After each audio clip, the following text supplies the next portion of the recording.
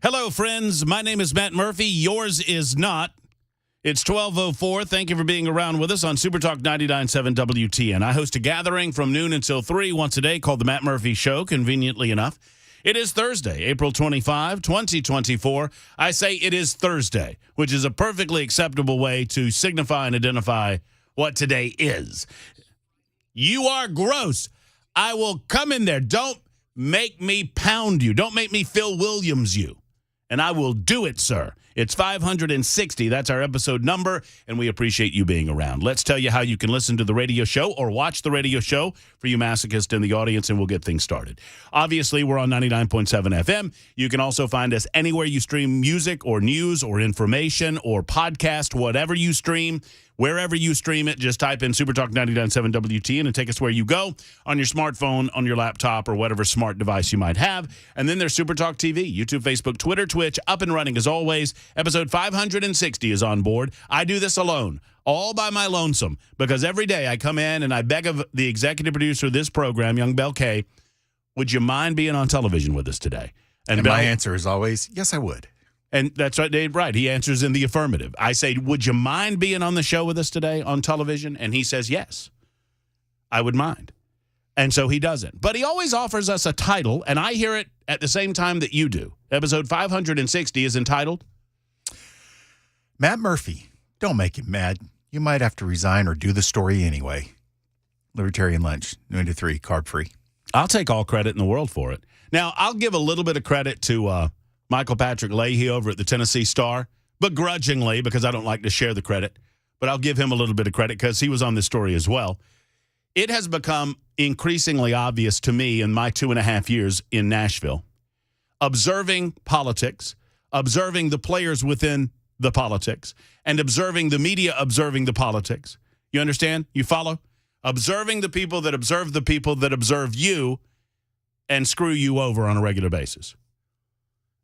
And I have noticed that while Phil Williams has gone after Democrats apparently in the past, he is decidedly one-sided when it comes to choosing which coverage he's going to air on a regular basis on News Channel 5. I would imagine that Phil Williams has I would imagine that he has pretty autonomous editorial control about what pieces he goes after and what pieces he perhaps does not go after. One way or the other, I won't belabor this point, but I'll just say that if you saw the piece that NBC, or CBS Channel 5, that would be News Channel 5, and Phil Williams posted, then you may have noticed that it seemed a little more fair-handed with regard to his good friend and buddy Justin Jones. Representative Justin Jones is a cancer on the General Assembly, and everyone down there knows it. Maybe not Justin Pearson and Afton Ben, who choose to want to emulate what he is doing. But most lawmakers, including the Democrats, recognize that he is a cancer on the General Assembly, and he is not interested in advancing good legislation that will benefit the people of the state of Tennessee. He is interested in casting aspersions and name-calling and generally acting in a ridiculous fashion, and when not getting enough attention, lying on the floor and pretending he's dead or screaming at people on the floor that he is racist or that they are racist.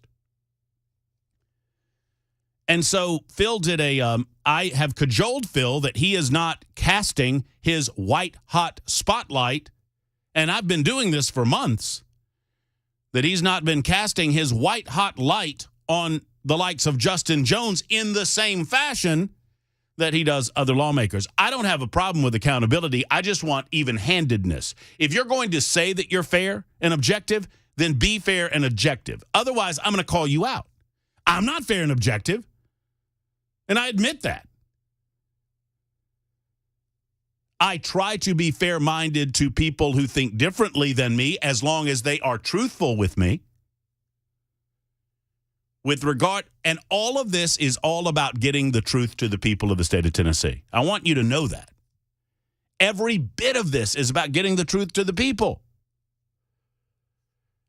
And so last night, the much ballyhooed profile of Justin Jones came out on News Channel 5, and I guess I will admit that Phil did his job because I never watched News Channel 5, but I did last evening. to watch his report, and it was more fair than I thought that Justin Jones deserved, but less even-handed than I think it needed to be. At the same time, you're welcome, Tennessee. You're welcome. I'll take full credit for that. Justin Jones does not argue political position. He argues political personality. He does not engage in a manner consistent with the rules of the body. He demands that those rules be changed for him and him alone because he claims that he stands out even amongst his peers as being lampooned, lambasted, and ridiculed. Justin Jones regularly accuses lawmakers of being racist in ways that are absolutely unprovable or demonstrably untrue. And when he doesn't get his way, he acts like a child. So if you want to, I'm not going to promote the piece any further than to say that Justin Jones is out of control. He actually referred to a staff member of Representative William Lamberth's as a do-boy. And Williams asked him about that, said, well, wait a minute, you called him a do-boy. Now, can you imagine William Lamberth calling Justin Jones or anyone affiliated with Justin Jones a do-boy? I don't know what that means. It's a Southern term meaning the guy that your assistant, your boy, your gopher. Your gopher. Okay, got it. Your do-boy. The person that you get to go and do things. Your do-boy. It's a derogatory term. Could you get your do-boy to do it?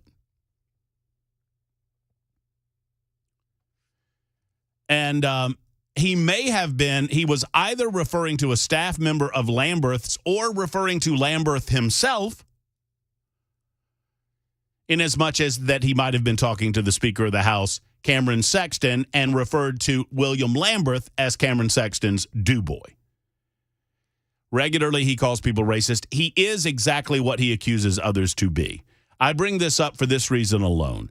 We will continue to watch as, sadly, the representation of District Number 52 goes down, down, down because he has no interest in representing you. Despite the fact that while he claims he gets no speaking time on the floor, he gets more speaking time on the floor of the Tennessee House of Representatives than anyone else in the body except for two. His fellow Democrats, J.R. Clemens and Justin Pearson. And frankly, I don't have that much issue with Justin Pearson, at least as much as I have heard from him. We disagree on just about anything and everything with regard to bettering the state of Tennessee. So be it. At least he's not a performance artist like Justin Jones. And to my knowledge, Justin Pearson has never been credibly accused of covering up any crime in the state of Tennessee. I cannot say the same for Representative Justin Jones, who has been accused by a former associate of his of covering up criminal activity outside of the state capitol in the summer of 2020, something that I noticed Phil Williams conveniently omitted from his piece. You had every opportunity, Phil. You could have gotten him on the record. You chose not to. Why? Are you afraid of going down that road? You must be. I mean, there are legitimate paths to take. You can ask the man himself. You can engage in a search of Janisha Harris, and that's a little harder than you think. And I know that because I've engaged in a search for her. And she has gone social media silent, sadly. I don't know if she's been intimidated or not. I don't know. I don't know if she's been gotten to or not. I don't know. I know she was a former associate of Justin Jones, and she's seen the real dude, and she ran away from it and has leveled some accusations, secondhand accusations against him. But just because they're secondhand, Phil, doesn't mean they're not credible. It was my understanding that we established that you are to believe women when women accuse others of sexual assault, and that is to be investigated. Sadly, you don't see it that way. But one way or the other, I appreciate the fact that thanks to me pushing and prodding and poking, that he finally saw fit to at least tell a part of the real story about Justin Jones, his race baiting, and how it is he that is causing the trouble on the floor of the House of Representatives and no one else. Now, Phil Williams tried to say that there was the entirety of the body was divisive, and that his clashes with fellow lawmakers expose bitter divisions on Tennessee's Capitol Hill. I don't see these divisions outside of Jones. Even Gloria Johnson manages to go along and get along. It's him. Republicans give a wide berth to the Democrat superminority. I described to you yesterday, and Phil, I'm surprised you didn't include this in your piece, buddy. Maybe do a little more research next time. Of the top 12 speakers in the last General Assembly session, prior to this one, 2023, of the top 12 speakers, 11 of them were Democrats. The Republican supermajority bends over backwards with regularity to give the minority, by the way, that mean nothing in terms of passing legislation. But because they do represent citizens of this state, they bend over backwards to give them a voice. There are no bitter divisions between McKenzie and the Republicans. There are no bitter divisions between Camper and the Republicans. Maybe a little bit of divisiveness against J.R. Clements, but that gets worked out behind closed doors as well. It's him. This person wants to act in an anarchistic way on the floor of the body, and when he doesn't get his way, he decides to call people racist. You're a racist, and you're a racist, and you're a racist. Maybe you're just a jerk, and I don't like you, and it has nothing to do with the color of your skin. You ever thought of that? You ever thought of that? Anyway, just open with it. I'm not going to harp on it. Phil Williams offers somewhat of a fair piece of Justin Jones. Not an attack on him, mind you, just a little bit more fairness with a few more voices involved, which, of course, by the way, now has the political left is howling. They're screaming at Phil Williams for being unfair, which just shows you what snowflakes they truly are. And yes, Justin Jones, to answer a question that you posed in the piece, you are a snowflake. And you act like it on the regular. You can't handle your business. Handle your business. And stop calling people racist just because they don't like you. Maybe if enough people of all colors, all walks of life, all ethnicities, all sexes, all races, maybe if enough people treat you the same way, you'll figure out, I think if you look hard enough, you'll figure out who's to blame. What's the old Dwight Yoakam sign? If you think real hard, I think you'll find just who's to blame. What's the, now I'm just going to stick in my head. It's, You're the One by Dwight Yoakam. You say he's gone and you're alone, and that's a shame. Well, if you think real hard, I think you'll find just who's to blame. In the meantime, you're welcome. In the meantime, reaction to the teacher gun bill shows how insane liberals have gotten. We'll discuss that on the show today. The United States economy, I'm sad to say, sucks. This is not because the free market system isn't trying its best. It's because of the onerous regulations and the cramping of the free market that Joe Biden has imposed upon said same that has caused it. We'll dive into that today. The two Trump cases, easy for me to say, ongoing presidential immunity at the Supreme Court of the United States of America and the hush money trial in New York City. We'll go over those. Harvey Weinstein got something of a reprieve on appeal. We'll talk about that today. Hey, speaking of the local news, did you see that our good friend Bethany and River were on a local news station last night? No, where were they? What show? I knew you were going to ask me that. I think it was on Fox. Were they like on a news program? Yeah, no, well, they were on a little, they did a little profile of them. Oh, cool. That's nice. Bethany, if you're listening, tell me which show it was, and I'll direct people that way. Actually, I could probably do the same thing. She's still promoting the book about River getting a kitten? Yes, I Got a Cat for Christmas is on store shelves right now. The first book, I See With My Heart, about River the blind dog. River, for those who have missed his multiple appearances on The Murphy Show, Bethany and her husband and children adopted River from Texas, and he had lost his eyes. His eyes were so infected they had to take his eyes, and so he's blind. He's a very, very sweet animal. He goes around to various groups, and Bethany speaks about their experience with him, and she's written a book called I See With My Heart, and then there's a follow-up book, I Got a Cat for Christmas, and I have I'm crossing my fingers. I'm not trying to screw anything up, but at the adoption, we went to the adoption event with Why can't, I can remember her last name. I can't remember her first name. Elks is her last name. What's the girl's first name? Why can't I remember it? It's not Amy. You know what I'm talking about? I wanted to say Amy. Dadgummit. Now I'm embarrassed. I am too. Jennifer and Jim are her parents. I'm such an idiot. I can't remember it now. I've got a mind block. It's not Amy. Anyway, during the Passion for the Paws event, Bethany came out, and there was a 3-legged dog that is a sad little story. Something of an Australian shepherd or a cattle dog had lost a leg in a car accident, and the dog was up for adoption. They had to take the leg, and Abby. I knew it started with an A. Thank you. Abby Elks. And so I told Bethany about the event. Bethany comes out to the event. River meets this 3-legged dog, and they made a connection, and River can't be around just any and every dog, so we're hoping that we get those two together, so I'm very excited about that. You guys know how I love the 4-leggers, or in this case, the 3-leggers. Anyway, just wanted to mention that. I saw River on television, and I love promoting animal adoption, and I love promoting those that love animals as much as I do, and the Van Meter family obviously fit that bill. Okay, I got a quick story for you about an experience that I had last evening. I think it's fairly relatable. We have John Rose coming up. We have a loaded show. It's going to be an insane show. It's way too insane, actually. We've got too much. I got John Rose at 12:30. Congressman Rose will be with us around 12:35 to discuss with us some of the goings-on in Washington, D.C. We have Steve Abramowitz of what is now Heartland Journal coming up at 1:05. We may or may not have William Lamberth at 1:35. I wanted to speak to him about the accusations hurled against him of racism and whatnot, and some of the successes and some of the failures of the General Assembly. He is, after all, House Majority Leader. Maybe we can ask him if he's Cameron Sexton's DuBois. Yeah, that'll be my opening question. Hello, House Majority Leader Lamberth. Are you or are you not Cameron Sexton's DuBois?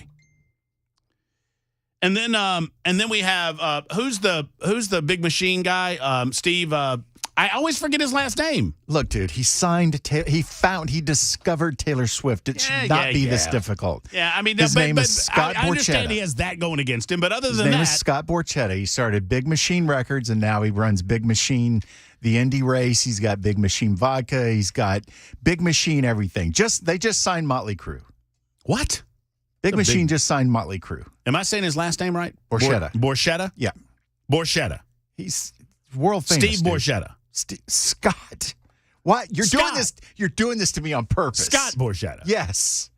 Scott Borchetta? Okay, we'll get it by 2 o'clock. He's a big deal. Don't ask him about Tay-Tay, though, right? No, there's no reason to go there. No. He's here to talk about the... I would not do that. The Indy race. I would not do that to strike out Steve, write down Scott, so I don't screw that up. And then my good friend Norm Parton to tell you about an event that's happening this weekend. It's a loaded show. My goodness gracious, I don't know where to go first. Is that at the Speedway? What, Norm? Yeah. No. This is at we're supporting Jeff Roy. We're inviting everybody to come eat lunch with us. Oh, okay. At Roy's Meat Service. You're invited. I'll pay for your lunch. When is it? Saturday afternoon. I absolutely will go. 100%. Saturday afternoon. Yeah, I'll buy you lunch. Okay. Awesome. Because I know that Dan doesn't take care of you, so I should, right? Wow. I gotta. I'll be right back. Who offers you moon pies? Who's got 2 thumbs and offers you moon pies? This guy at Super Talk 99.7 WTN.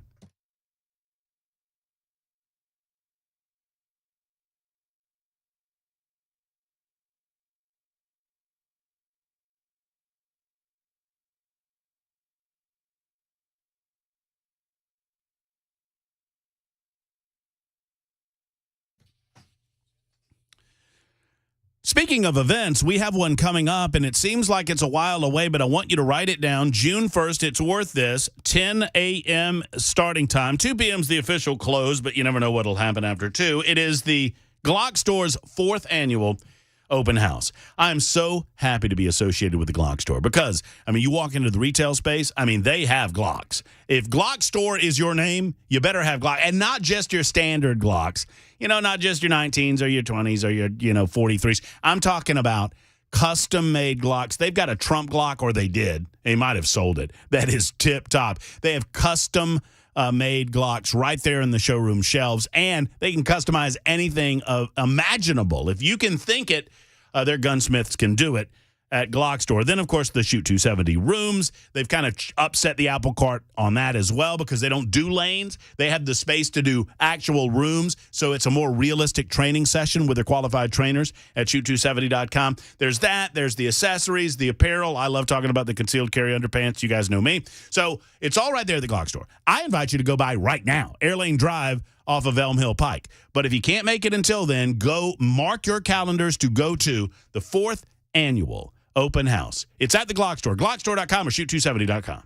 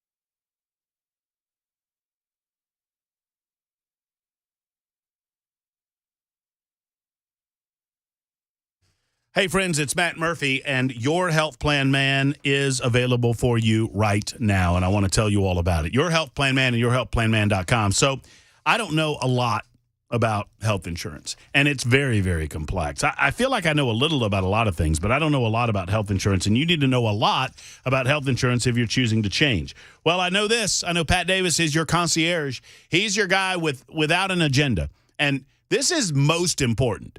If you hear nothing else that I talk about when I talk about your health plan and yourhealthplanman.com, it's this. Pat Davis has no agenda other than to serve you as best he can. If you're in the right plan for you and he doesn't feel like he can get you in a better situation, either better coverage or a lower price or both, he'll tell you so. And fare thee well. But he believes he can find a better piece of coverage for you at a better price point for you because it's what he does every single day. Every working hour of every day, that's what he's doing. He's working for you, not the health insurance companies. So he can offer you an incredible deal. Just go to yourhealthplanman.com. That's yourhealthplanman.com or call 855-475-2662. That's 855-4-PLAN Man. You can also text him at that number, 855-475-2662. Tell him Matt Murphy sent you to yourhealthplanman.com.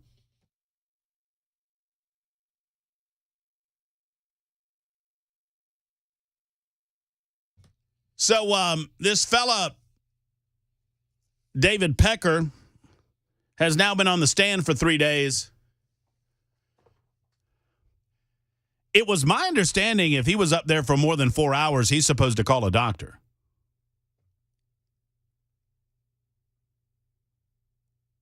I mean, maybe he has. Maybe he has. I don't know. We're monitoring that. Can I say one thing, though? You can say multiple things. How pathetic is it that the star witness owns the National Enquirer? Well, he's not supposed to be the star witness. Well, but yes, you're right. I mean, he was good buddies with Trump. They are the original purveyors of misinformation in this country. Well, that's right. That's right. And I imagine that David Pecker, owner of the National Enquirer, doesn't really care for the likes of CNN or MSNBC because they started years ago horning in on his business. I said horning. In on his business. So we're monitoring that situation, and thank you, Steve, for inspiring me to tell that doctor joke. Any and all criticism will go to Steve in Nashville, whose number I have. Thank you to the Members Nutrition Super Text line. So, real quick. No, I don't have time for it. I don't have time for the story. I don't want to rush it. I don't want to rush the story. I'll tell the story later. Thank you to everyone who participated in our moon pie eat-off yesterday. That was big news and big story. I'll tell the story. I had an experience at a retail establishment, and I'm curious if others are having the same experience. And I felt like it was out of a scene. It was a scene out of a movie. I almost did not understand what to do with myself. It was so odd. We'll get into that coming up, maybe in the latter portion of the hour, after we have our conversation with Congressman John Rose. Congressman John Rose will join us next on the Matt Murphy Show to explain it all to us as to what went down in the Washington, D.C. area. I mean, obviously, $95 billion going to foreign countries while we can't get another penny spent on the southern border crisis that exists. Also, there's a word that Joe Biden is planning on declaring an environmental crisis in the United States of America. No. An environmental emergency, which would trigger certain executive powers that he might utilize to screw around in the next election cycle. More coming up. It's 12:32. Super Talk 99.7 WTN.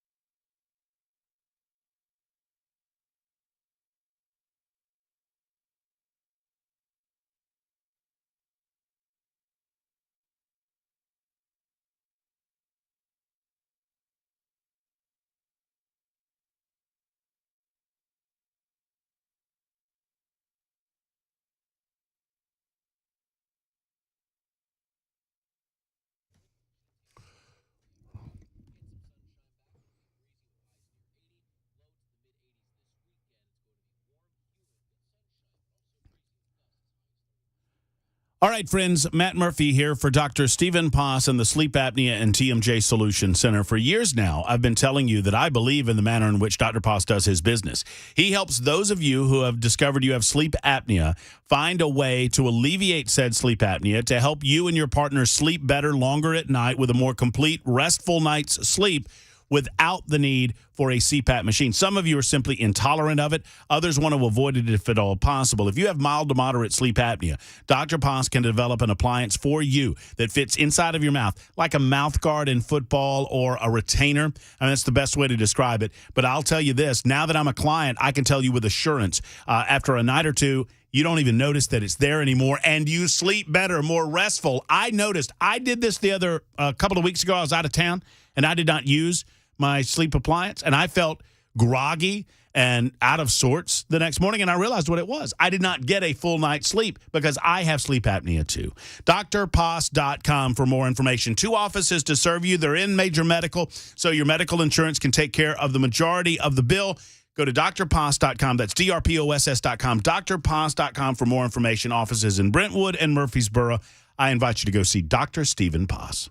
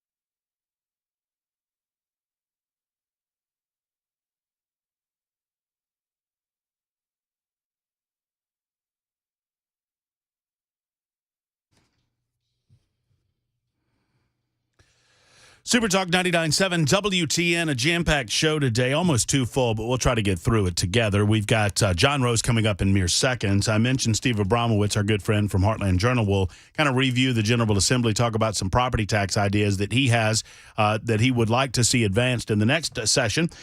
Maybe not William Lamberth. They're still in session today, which might screw up our visit with William Lamberth at 1:30.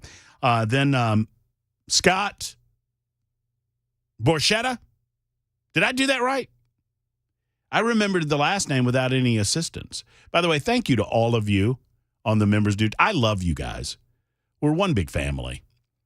And the Members Nutrition Super Text line went crazy, Bell, when neither you nor myself could remember the name of Abby. The man is one of the top 10 entrepreneurs in this country. I think you could remember his name. Borchetta, I just remembered it. Doug Borchetta. I mean, not Doug. That's a different guy. Jesus, take the wheel. His name is Jesus?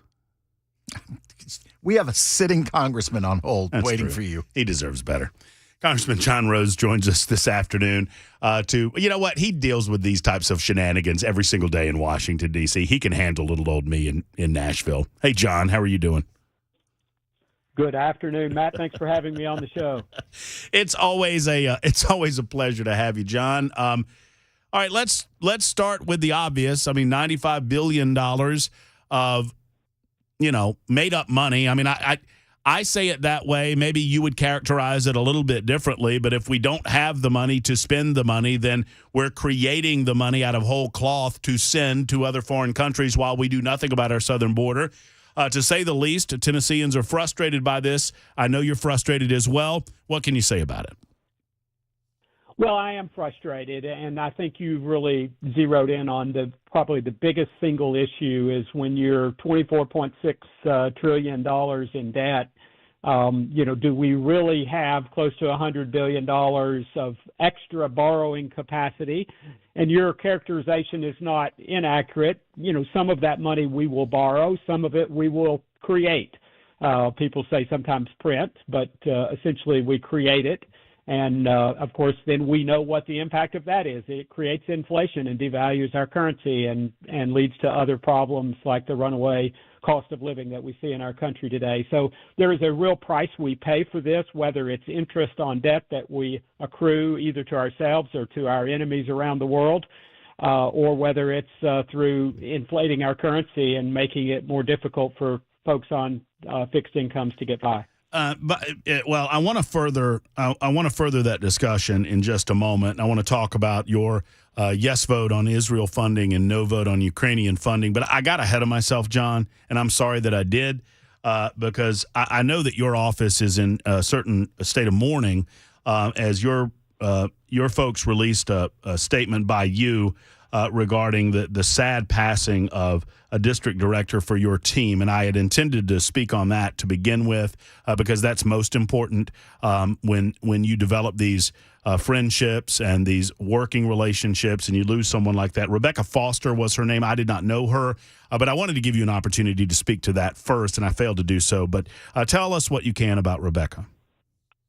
Well, thank you, Matt. What a wonderful, inspiring Christian lady she was. We hired her from a career in nursing. She was the chief nursing officer up at Cumberland Medical Center in Crossville when I first met her, and she agreed to come over and, give that perspective to our team. And she had done just a fabulous job, had unfortunately been battling cancer and ultimately was overcome by the process of that. And so we are enduring a tragic loss and a loss to our whole district because she had done such a magnificent job. And so thank you for giving me a moment to recognize Rebecca. Well, God bless her family, and everyone that knew her. I know it's a time of mourning for the entire team, for you in your local office and there in Washington, D.C. as well.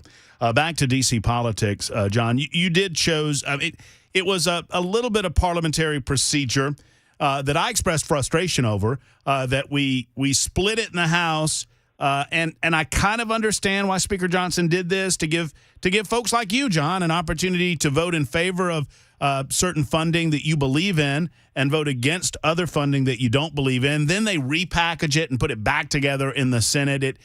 to the average Tennessean, it feels a little bit like trickery, but at least it gives you the benefit of voting for those things that you do support and not having to vote for things that you don't support. That's right. It's tough in Congress. You get to vote yes or no on whatever is put in front of you, and I sometimes liken it to being a sculptor. You're expected to produce a fine work of art, but you're given a hammer as the only tool that you have to work with, and so that's very much the way I felt on Saturday voting on these bills. I was glad that to some degree the questions were divided. I wish they had been divided further. Because, frankly, I found the vote on aid to Israel to be very painful. I wanted to supply aid to Israel, our best ally, you might say, in the world, and certainly the only democracy in the Middle East and our only really strong ally there that we can count on. And so having their assistance to Israel matched with the aid that's going to end up in the hands of Gaza and probably in the hands of Hamas was a very painful vote for me. I had voted twice for giving aid to Israel on a standalone basis and wish we could have had that vote again. And I think we should have demanded the Senate to act on the bill that we've had over there since November that was paid for by taking away the new IRS agents that the president wants to sick on middle-class Americans all over this country, and all of the early data shows that's exactly what they're doing. So I really wanted to see us pay for it. I think we needed to provide aid to Israel. We know that they'll use the aid appropriately. We have a long track record there. And so that was one that I supported, although somewhat grudgingly because of the aid to Gaza. The Ukraine bill obviously separated out. Frankly, I have voted against all of the major Ukraine funding since the war began, not because I don't support Ukraine, and I always try to make this clear, but the president owes us a strategy and a winning, he needs to define what victory looks like, and we need the certainty that the funding that we're providing to Ukraine is actually going where it's needed and to do what we're sending it there for. And the president has utterly failed at that. And I fear ultimately we are just caught in a quagmire there where we are sending valuable American dollars, taxpayer dollars there to support this war without any clear definition of what our objective and what victory will look like. In fact, I think the president, frankly, doesn't really want an overwhelming victory there. He wants to fight the Russians to some sort of stalemate. And I can't really explain why he wants to do that, but that seems to be the policy. And then I voted for the Indo-Pacific aid because I think that aid, frankly, is going to get to the right spot. Not to interrupt you there, John, but I heard early on that the president has an ability to carve that back to Ukraine. That was a rumor that was going around the legislation. Are you aware of that? That he had the ability to move that money, if necessary, away from Taiwan and some of the needs in that region of the world back to the Ukrainian conflict. Is that true? Well, we spent a lot of time, and this is one of those questions where I think, even as I sit here right now, it's hard to be 100% certain that we chase that down completely. But we saw that language. There is some language in that bill that would make it look that way. We got assurances from the drafters and from the Defense Department that we were misinterpreting that language and that money couldn't make it to Ukraine. Okay. And so much of that money, I would say I'm not 100% satisfied, but I will tell you, if you break down the spending for the Indo-Pacific piece of this, a substantial portion of that money is actually being used to build up our defense infrastructure here, enabling us to, build more submarines and other initiatives that, I think are called for given the threat. And I think as we think about our threats around the world, China is clearly the number one threat. They are a near-peer adversary, and they have made it clear that they want to take down our country. And so, I think that was in some ways the easiest vote, notwithstanding what you're pointing out about the fear that perhaps some of that money could be redirected. You mentioned a plan. I mean, we are dealing with, and I think you'll be able to hear this on your end, John. We are dealing with a guy that said this yesterday. Imagine what we can do next. 4 more years. Pause. 4 more years, pause, he said. I don't know if you've seen the clip, John. He's reading direction within the teleprompter, delivering a speech to the NBTU. I don't know that he fully understands what his plan might be, and that's what scares me more than anything is that as commander in chief, we're slowly walking closer and closer. Are you concerned, and are your constituents in the 6th congressional district concerned that over the last couple of years under the Biden administration, we seem to be slowly walking to a point that we see boots on the ground in and around Ukraine? Absolutely, I'm concerned about that, and I think we've seen this president refuse to send the overwhelming assistance that would be needed to allow Ukraine to actually win that war. He keeps slow walking the weapons systems that they need that would actually help them be able to prevail, and so I'm very concerned. I think because of what we saw this president do in Afghanistan, the just shameful mishandling of the war in Afghanistan, that I think inspired all of this, turmoil that we see around the world and chaos that we see around the world, including the invasion of Ukraine. President Biden is continually sending a message to foreign adversaries that we're weak and we're slow and we're stodgy, and obviously they see their press is not going to sugarcoat the obvious evidence that this president's capacity is diminished. And for goodness sakes, if we had any question about that, we have a special counsel who has told us that this president would not even be competent to stand trial. Wow. And yet we have him as president of the United States, which I would hope would be a little bit higher standard than competency to stand trial.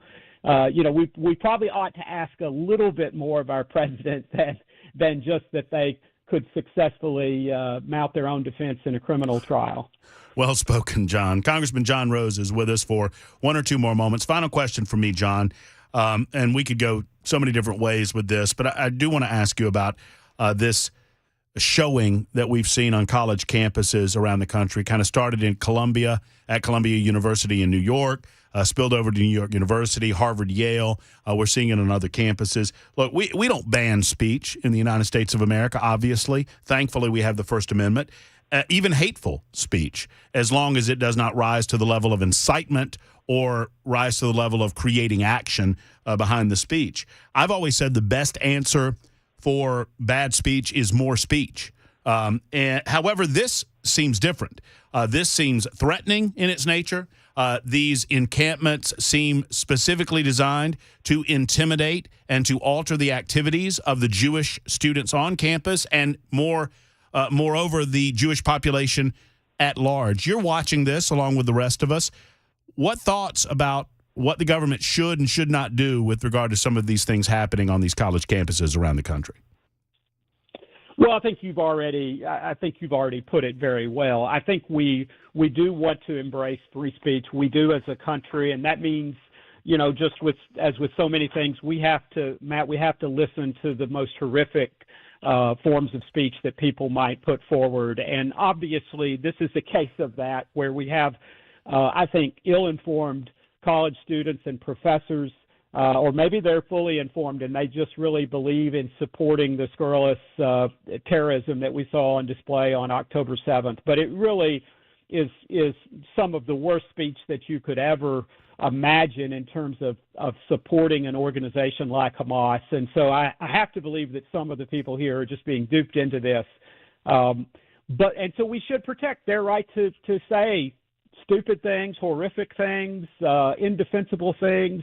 We should protect their right to disbelieve what is right in front of them, and they in many cases refuse to believe what happened on October 7th, despite it being very well documented. And believe me, I've seen the horrific pictures of what happened on October 7th.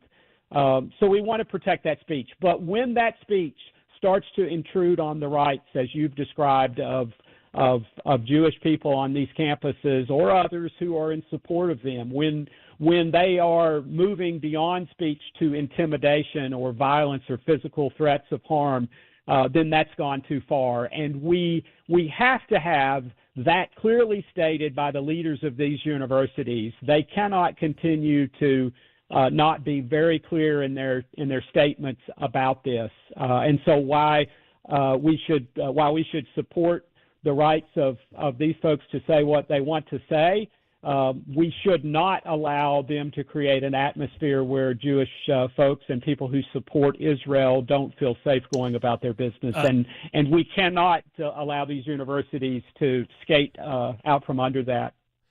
John, so good to catch up with you. I lied. I've got one more question for you, but it's off of politics. I don't know how much you follow the Titans. I don't know if you. I don't know how much you follow football. But if you do, I mean, you got anybody in particular that you want in the NFL draft tonight, or? I really don't follow NFL football. I kind of. All right. When they started the protesting, I kind of tuned out. So, I don't fault you for that there, John. John, you know it's always a pleasure to catch up with you, and thank you for what you do for the residents of the 6th District. Thank you, Matt. Thanks for having me on today. All right, take care. There's John Rose. That's on me. That's not on John. I did that. Normally, I hang up on the callers or the guests. We'll reflect on that in just a moment. Super Talk 99.7. That was the scoop that we got. That John Rose has still not forgiven the NFL for that nonsense that happened a few years ago. There you go. There's the headline. Well, hopefully he doesn't resign. Well, you never know. I mean, I get congressmen on, they resign, and then they don't come on with us anymore. I actually reached out to his office the other day, and they were kind of. I feel like I got Mark the cold. Greens? I feel like I got the cold shoulder. I did. That's what you get for asking the man to give up state secrets on live radio. Y'all go listen. I don't think I did anything wrong. It's 12:53 on Super Talk.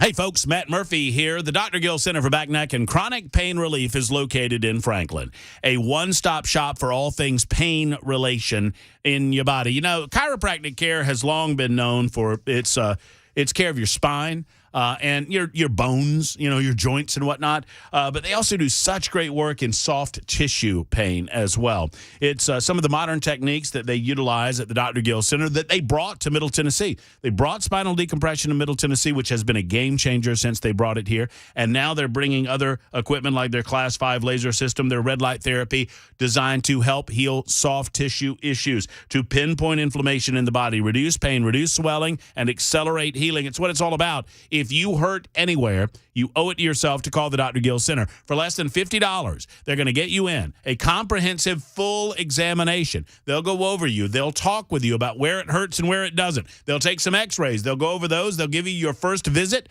and they'll offer you a plan of action that's going to succeed in alleviating pain. Neck pain, knee pain, back pain, hip pain, elbow pain, wherever it hurts, the Dr. Gill Center. Go and call today, 615-882-4838, 882-4838, the Dr. Gill Center for Back, Neck, and Chronic Pain Relief in Franklin.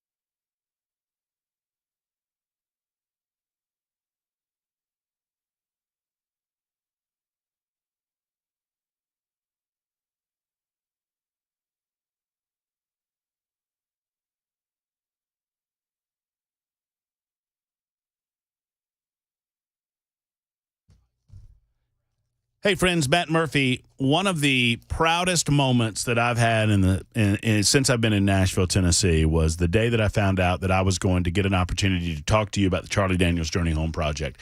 I absolutely loved Charlie Daniels all my life, and I love David Corlew now that I know him. I only wish that I had been able to meet Charlie and shake his hand and thank him personally for everything that he's done for the United States military and how he believes how much the United States military does for us on a daily basis, and that is true. Both of those things are true. The Charlie Daniels Journey Home Project is a nonprofit organization that assists others in securing funds to help causes that benefit veterans of the United States military, and they do so with the least overhead possible. There's always going to be a little bit. They want to eliminate as much of that as they possibly can to get maximum funds, maximum money, maximum resources to our veterans that are returning home. The organization was founded in 2014 by the aforementioned Charlie Daniels and David Corlew, along with a team of individuals with the concerted effort in mind to help our veterans as they come back home, to reintegrate them into civilian life. And they've been doing it for 10 years now. We celebrate 10 years of the Charlie Daniels Journey Home Project by begging of you to go and donate today. CharlieDanielsJourneyHomeProject.org. That's the CharlieDanielsJourneyHomeProject.org. You can join today, donate today. Please visit this website. Mention that you heard about them on the Matt Murphy Show on Super Talk 99.7 WTN. You do me that solid. And thank you to the Charlie Daniels Journey Home Project.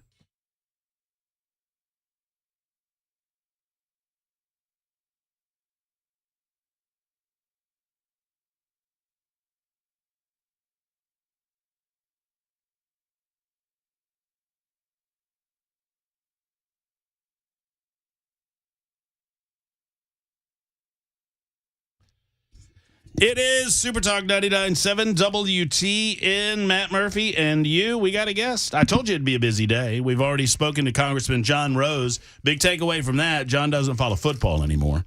And also he voted for Israeli funding, and he did not vote for Ukrainian funding, which, you know what, I wouldn't have voted for any of it because we're $34 trillion in debt. But, you know, be that as it may, I can forgive him that because I understand that the Israeli people have long time been allies of ours. I just treaded on the "Don't Tread on Me" sticker that I have on my computer for our next guest. Just for our next guest, because your sticker's so big.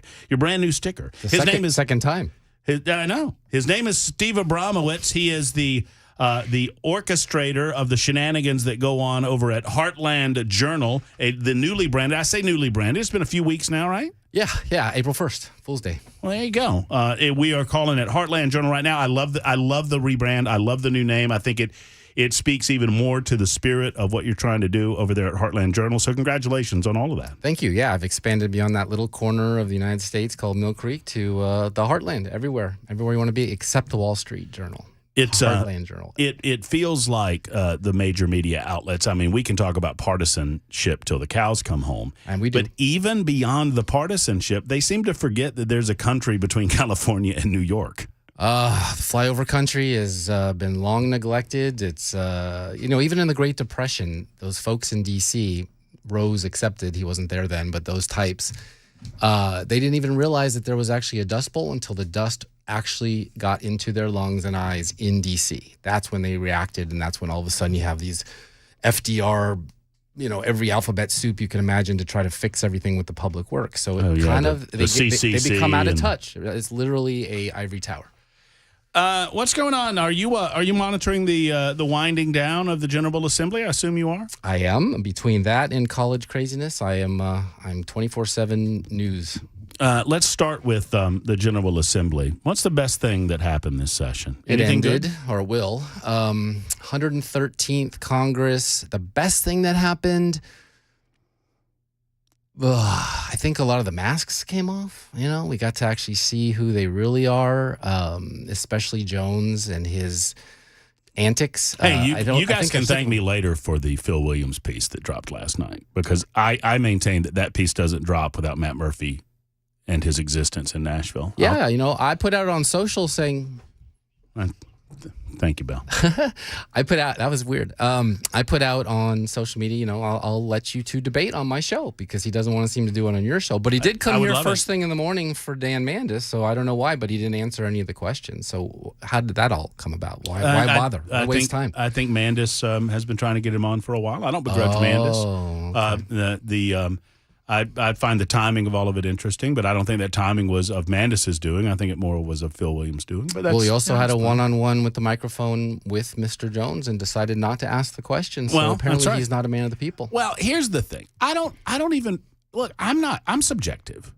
I think it would be fair to say that when you do podcasts and whatnot, you're subjective. I've invited You have a Jones, I've point of invited view. Campbell, I've invited Freddie O'Donnell. They all said yes, and then I don't know why they canceled last minute. Not many have, but they did. I'm subjective, but an open book, meaning I have my opinions about these things. I believe in what I think is best for the state of Tennessee and the United States of America. You do too. A talk show host wouldn't be very interesting without it. Right. But what I don't like is someone who claims objectivity, who claims that they're fair-minded, and they're clearly not. Who would that be?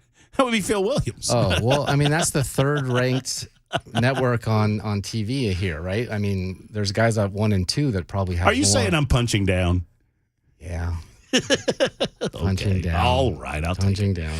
But I thought I kind of like the ending of the franchise tax. Not a lot of people are talking about this. That's a big one. But I would have liked to believer see that- the grocery tax also on there. It's the only state I've ever lived in that has a grocery tax. That's usually something that we try to help with. But with the inflation the way it's at, I mean, we're talking since Biden took over, we got gasoline up 60%, food costs up 21%, electricity up 28%, rent is up 20%, and of course the price of eating out is up 21% on average. So how's that working out for America? Well, we could have done some things economically here, which gets me to the point I want to end with is the property tax cap. But we'll get there. No, I want to ask you about that later. But no, look, I'm all about lowering the tax rates for the consumers of the state of Tennessee.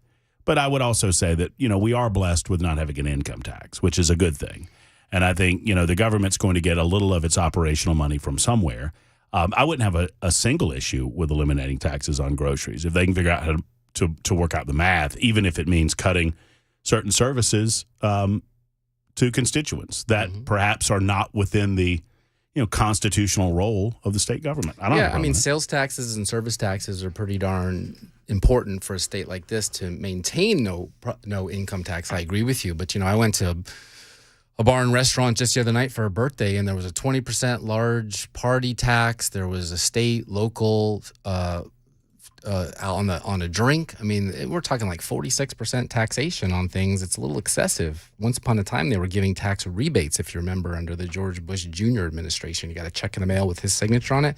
We're not getting that right now. And you call him George. You call him George Jr. George Jr. George of the Jungle. W. I mean, I like that. I like the Biden too. That's pretty good. Oh yeah, that was a Freudian slip, but it all it fits. Scott Bruschetta. I mean, I think Barack Obama knows a heck of a lot more about what's going on in the Biden administration than Joe Biden does. He's the only president to ever buy a house and stay in D.C. Well, it's not true, but that's okay. Who did? It was Woodrow Wilson stayed in Washington, D.C. after his presidency. Well, look at the irony there. The two socialists. The two college professors. But Woodrow gets, and I've heard it in the past, but it's all good. Woodrow gets a little bit of a pass because Woodrow was on his last legs. I think he had a stroke and. Oh, well, then I was right. He didn't live there. He died. But yes, like Obama very much wanted to stay in the mix because he very much had interest in a third and potentially a fourth term in office, which is what we're currently going through. We'll see how that's going. That's true. I think you're right.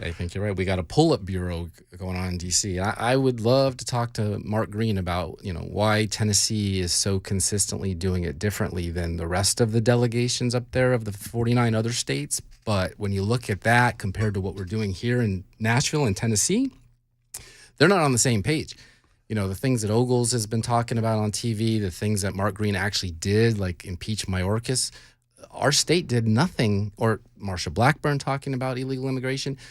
Mark Green had that vote to make the census 2030 we talked about last time citizens only. They said no. The Democrats, all of them voted no. All the Republicans said yes, but they have the majority, so that wins. We'll have to do that again next year, hopefully with a bigger majority in the Senate. But in Tennessee, the exact same Republican people didn't touch immigration at all. They didn't go after the transportation of them or any of the magnets that bring them here. We spend $1 billion a year educating. What and magnets? them. Well, one of them is education is free. Well, I mean, I hear this a lot. I hear it from you. I hear a lot about what you would expect the state government to do. And I'm not against demagnetizing the state of Tennessee. I also don't want to embroil the state of Tennessee in a lot of lawsuits when there's an easier way to solve this issue, and that is to put people in federal office that will actually do their job and solve the southern border crisis. That's the only way you're going to solve the issue. I think it's a state issue. We enjoy freedom of movement between the state of Tennessee and the state of Arkansas, between the state of Tennessee and the state of Alabama. Correct? Correct. You want to continue that freedom of movement. 100%. You want to continue freedom of association, freedom to do business with people that you want to do business with. For people here legally, absolutely. Well, but you don't get to demand that people. I don't want a country where I have to show my papers. That's what you're asking for. Well, I wish there was a country that didn't have an illegal immigration problem. I do too. That's a federal issue. It's not. Why are you blaming state lawmakers for it? Well, we can only do what we can at the state level. We have like. Do you want a state that demands that every time I transact business, I have to show my papers?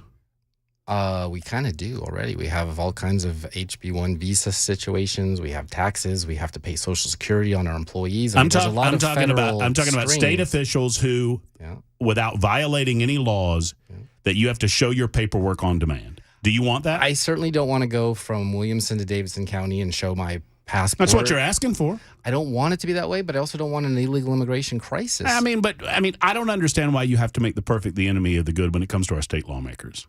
You said that really fast, but I'm just trying to say that if the state's going to do anything, it has to be at the state level because the federal government has proven they won't. I just wish folks like you, Brandon Lewis, and others would focus your attention on the real issue. What is it? Democrats. I vote the way I vote. What can I do? I'm one guy, but I have some state lobbying. Yeah, but I'm not blaming you. For those that have gotten so much heartburn over what state lawmakers are or are not doing, they pretend like these state lawmakers are in it. Do you think that do you think the Republican majority wants to see the current status quo regarding illegal immigration in the state of Tennessee? Well, if you look at the 4 bills that were killed without even a voice or roll call, yeah, I think they actually have some Bill kind of Lee wants illegal immigration. Well, he doesn't get to vote on those bills. That's the assembly. I'm talking about the assembly. No, I'm asking you a question. I've never asked him. I wish he'd come on the show. Have you ever asked any of the members of the body? Yes. And how do they answer? Well, Jody Barrett had a law that they wanted to pass that said you can't protest on a freeway, and that died. I know. I would be in favor of that bill. So would I. But that's not an immigration bill. No. Okay. So specifically about immigration bills, we had. And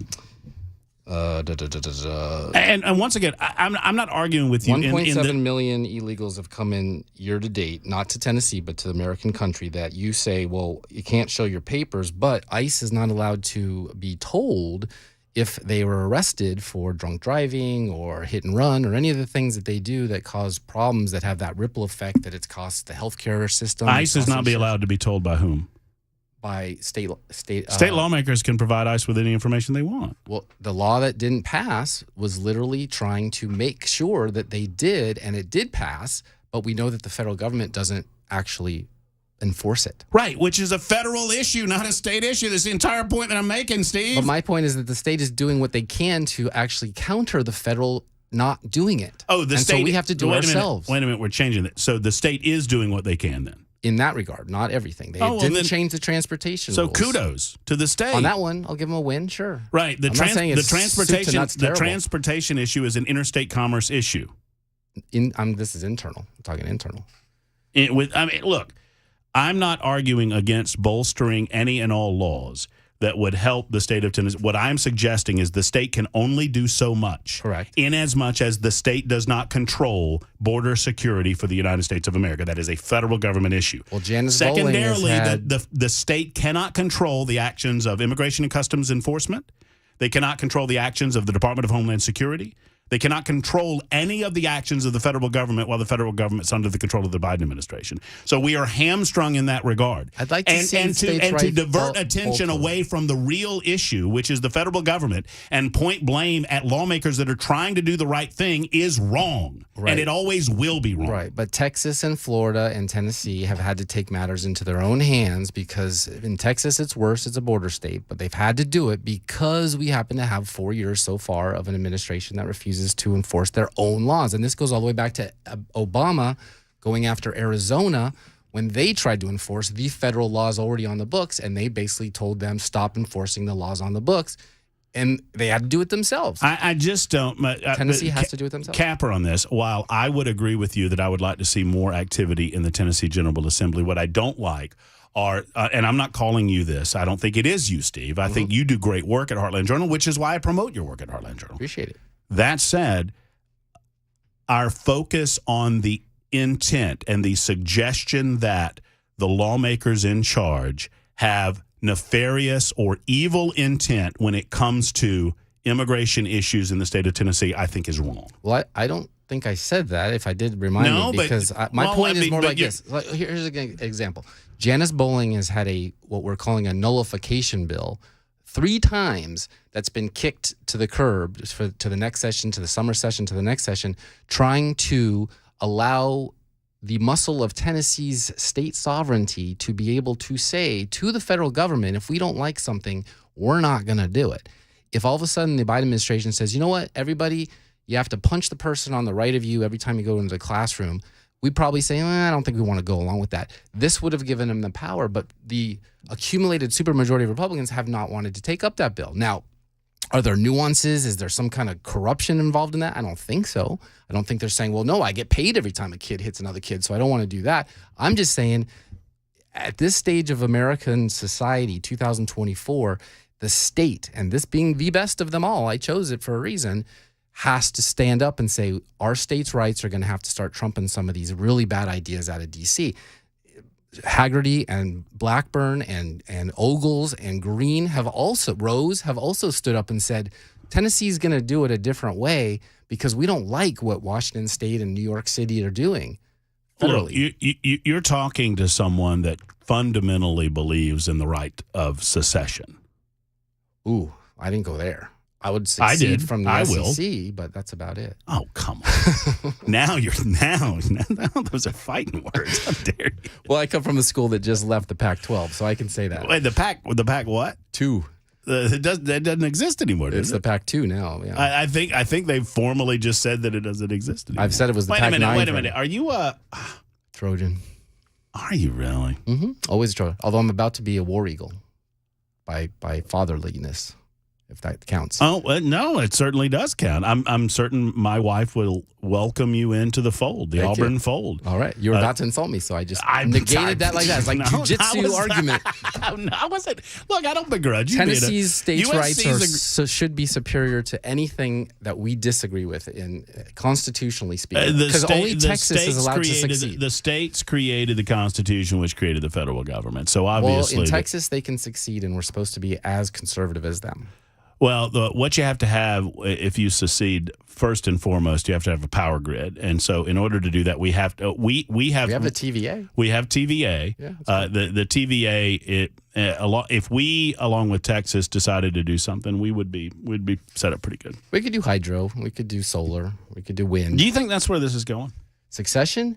Or yes, that's a loaded word. I call it the national divorce. I would love to see all of the crazy blue folks take the north, and we'll just rise again in the south and be happily ever after. To the spirit of our friendly debate on what the state can and cannot do, and I don't begrudge people arguing that the state should do more.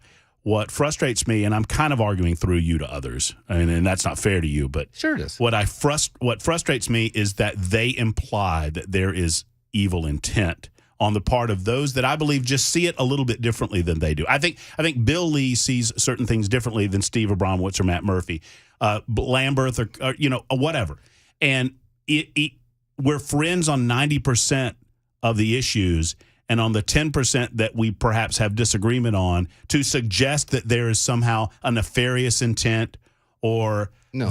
I don't like that. Well, yeah, and there's a difference, I believe, between corruption and policy, right? And sometimes you can have corrupt policy. That's really not what I'm talking about. I'm talking about for the next 100 years or 220 years, that's how old Tennessee is. I would love to see that their state sovereignty be respected so that when the federal government comes around and says, you know what, I want to mandate masks on everybody, please comply, we say no, if that's what we want.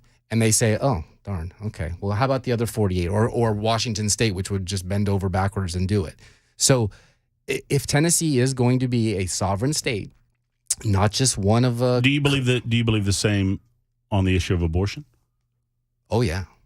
Heck yeah. See, I've long believed that. And I if think you want to go argument... to get an abortion, go to Washington State. They'll pay for it for free. I'm not for that, and I left the state because of it. It's evil as can get out, but that's a different story. And the whole fight for my whole life coming from California was Roe versus Wade is the law of the land, and it just has to be that way. And they said, well, what if a state doesn't want that?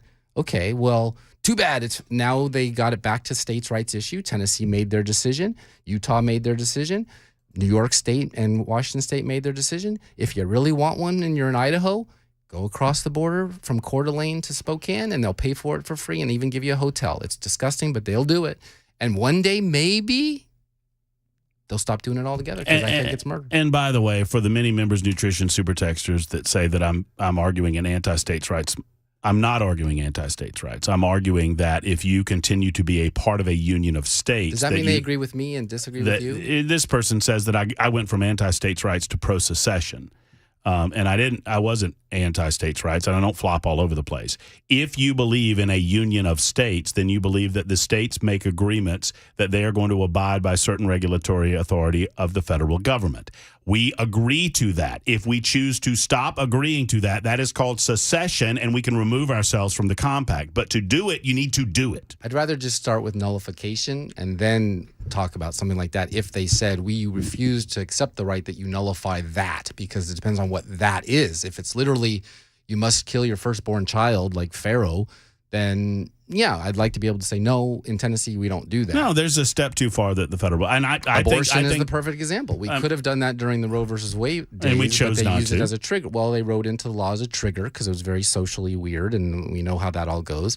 But now, post-Roe, we live in a state that chooses not to. Now, if you, for some reason, said, I'm just all about abortion, I love it, pile them up, you could move to California, and they'll take care of you. Sadly, and you don't have to show your papers either. And on that particular issue, I would argue that there's a greater authority that's going to take care of all of that. Yeah, and I don't think I got to go to break. I have to break. You never have to break on your podcast. I have to break. Seaver Bromwitz, Heartland Journal. It's 24 after the hour in Super Talk. Did we use up all the time?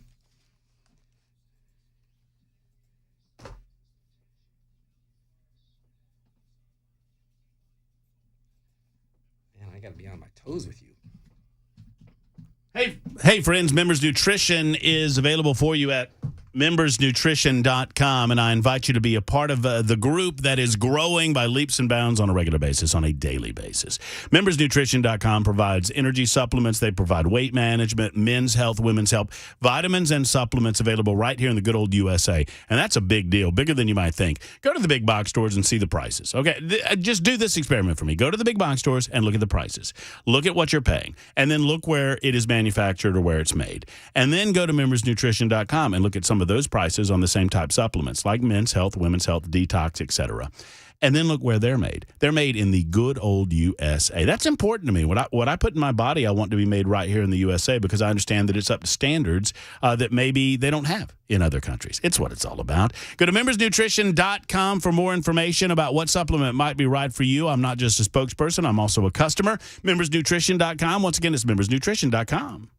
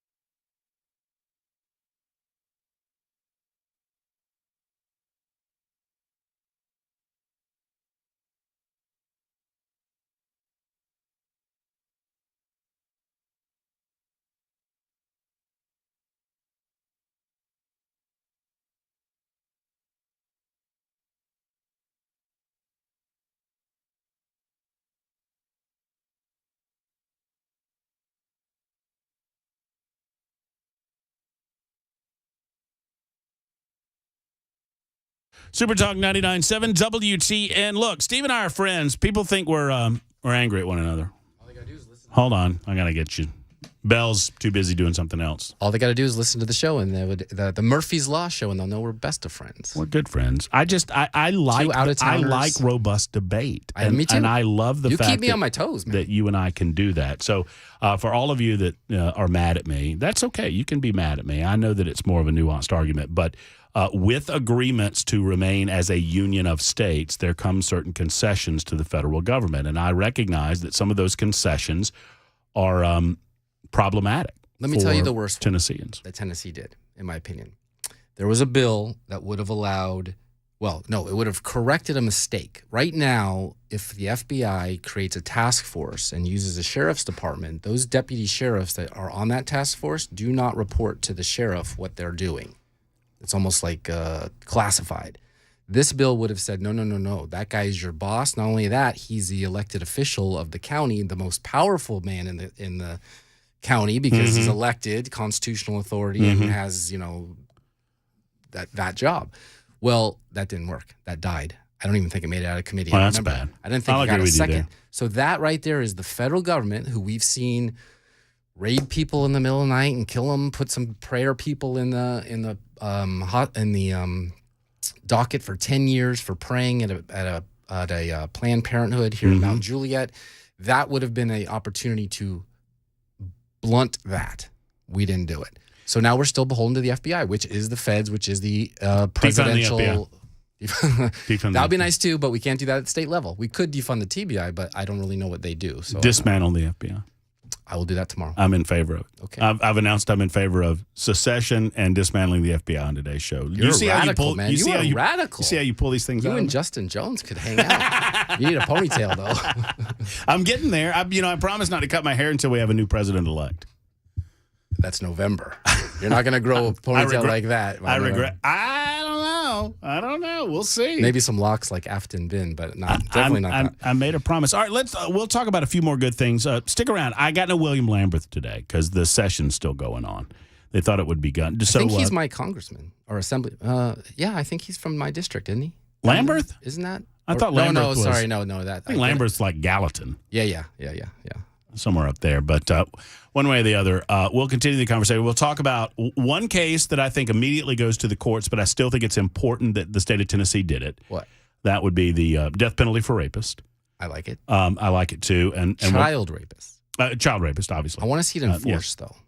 Well, I mean, you got to go to the courts to get it done because there's a Supreme Court ruling from back in the early 1980s that you have to overcome. If they dare make that cruel and unusual punishment, I will blow a gasket. And then we'll talk about guns and teachers and that sort of thing coming up in just a moment, and property taxes because I want to get your take because I don't know anything about this, and you're going to educate me on it. Get your Red Bull. 132 Super Talk 99.7 WTN.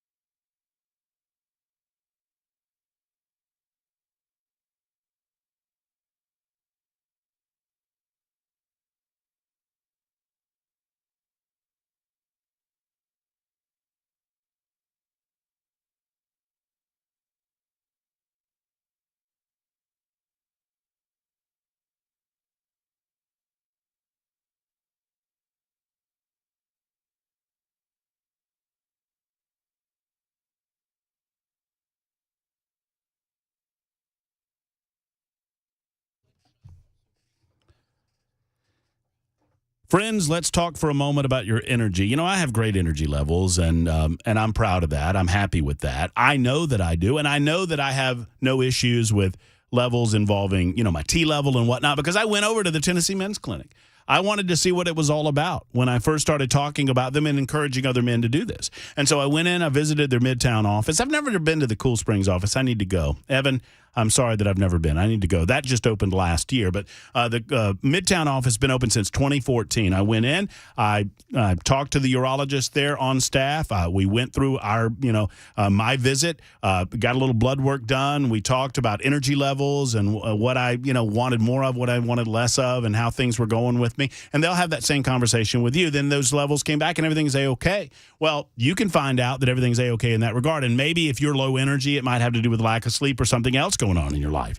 But you need to know. Gentlemen, there are numbers that you need to know. You need to know the BP. You need to know your cholesterol. You need to know your T levels. Do you know? TennesseeMen'sClinic.com can help. TennesseeMen'sClinic.com. Men-centric health for men in the state of Tennessee. Call them today. Schedule that appointment. 615-208-9090. 208-9090.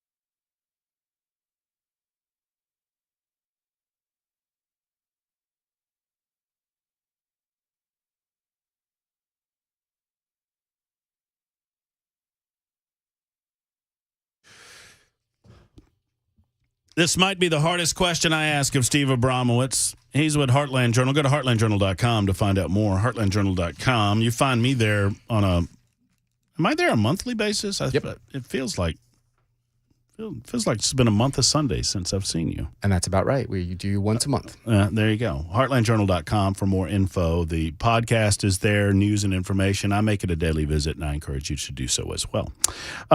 Hardest question I'll ask you. Can I just say that I was listening to my 200th anniversary special that my producer Steve put together for me last night, and I was very moved to tears. It's a great show. Number 200. I owe you an apology because I was supposed to do some audio for that, and I didn't. Oh, that's okay, because by the there's way, plenty Steve, of content from you. Your guy asked me, and I failed to do it. And he's a good guy. He wrote the book that. on podcasting like 30 years ago before it really existed. And there's plenty of content from you in there, so I don't think you got cheated. 200 episodes. They said it wouldn't last, Steve. I don't know who they are, but they said it wouldn't last. They'll be right one day. Nothing lasts. So probably the hardest question I'm going to ask you, broadcasting from Music Row, Nashville, Tennessee, USA. Love it. I don't know if you know this or not, but Moon Pies started in 1917 in Chattanooga, Tennessee, at the Chattanooga Bakery. They've been made there ever since, 100 and almost 7 years. Their anniversary is April 29th. I think I'm right on that. Bell, you can fact check me. I think it's April 29th was the day of the invention of the Moon Pie. Steve, now we know that your heart, I mean, truly you were born in the wrong place. I think in your heart, you're a Tennessee man. but you lived most of your life on the shaky side. It was April 29th, and then on April 30th, they invented the other types of trash. Have you ever had a moon pie? Yes, I'm a tasty. Oh, well, then I'm there you probably go. more of a tasty cake fan, but moon pies I have certainly had, and goo-goos. Tasty cakes. That's about as Yankee as it gets, dude. Hey, man, I'm broad. I'm next thing broad-minded. He's going to have a Dolly Madison. He's going to bring Dolly Madison in. I tolerate everybody. I like Fudgy the Whale. I've never heard of that. I like ding-dongs and ho-hos. Or bringing a cow tail. Remember those cow tails they used to have? I used to love those, actually. I have an interesting story about Cheetos one day, but not today. No? If you want. We got too much to do. Okay. We not enough time to do it. All right. Real quick, let's blow through a couple of pieces of legislation before we get to property tax, because I think we agree on both of these. The idea that it is impermissible or somehow against the nature of punishment that we cannot execute child rapists.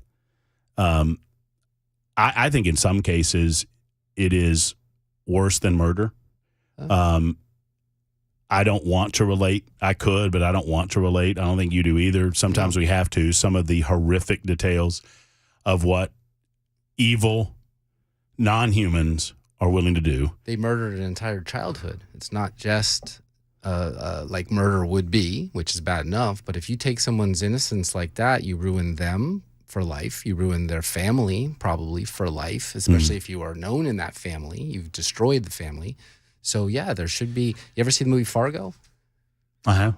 Put them in head first, as far as I'm concerned. Yeah. I got no issue with it. And we moved toward that this session. Obviously, it's got to go into court, but that was the expectation by the bill's sponsor.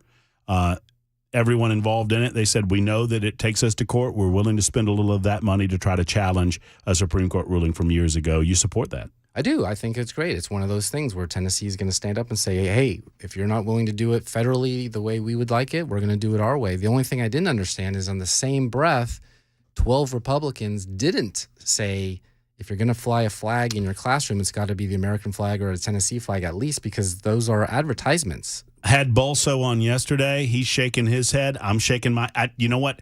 You know what I hate worse than, I don't use the term rhino because I'm not a Republican. I feel like that's an inter-Republican deal. True. But what I hate far worse than someone making a decision that I think is against their stated beliefs.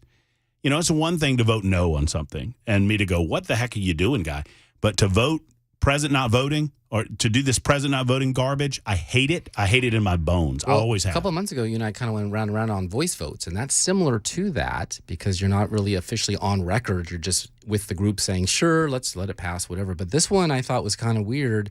Bolso's great. He is from my area. He's Brentwood.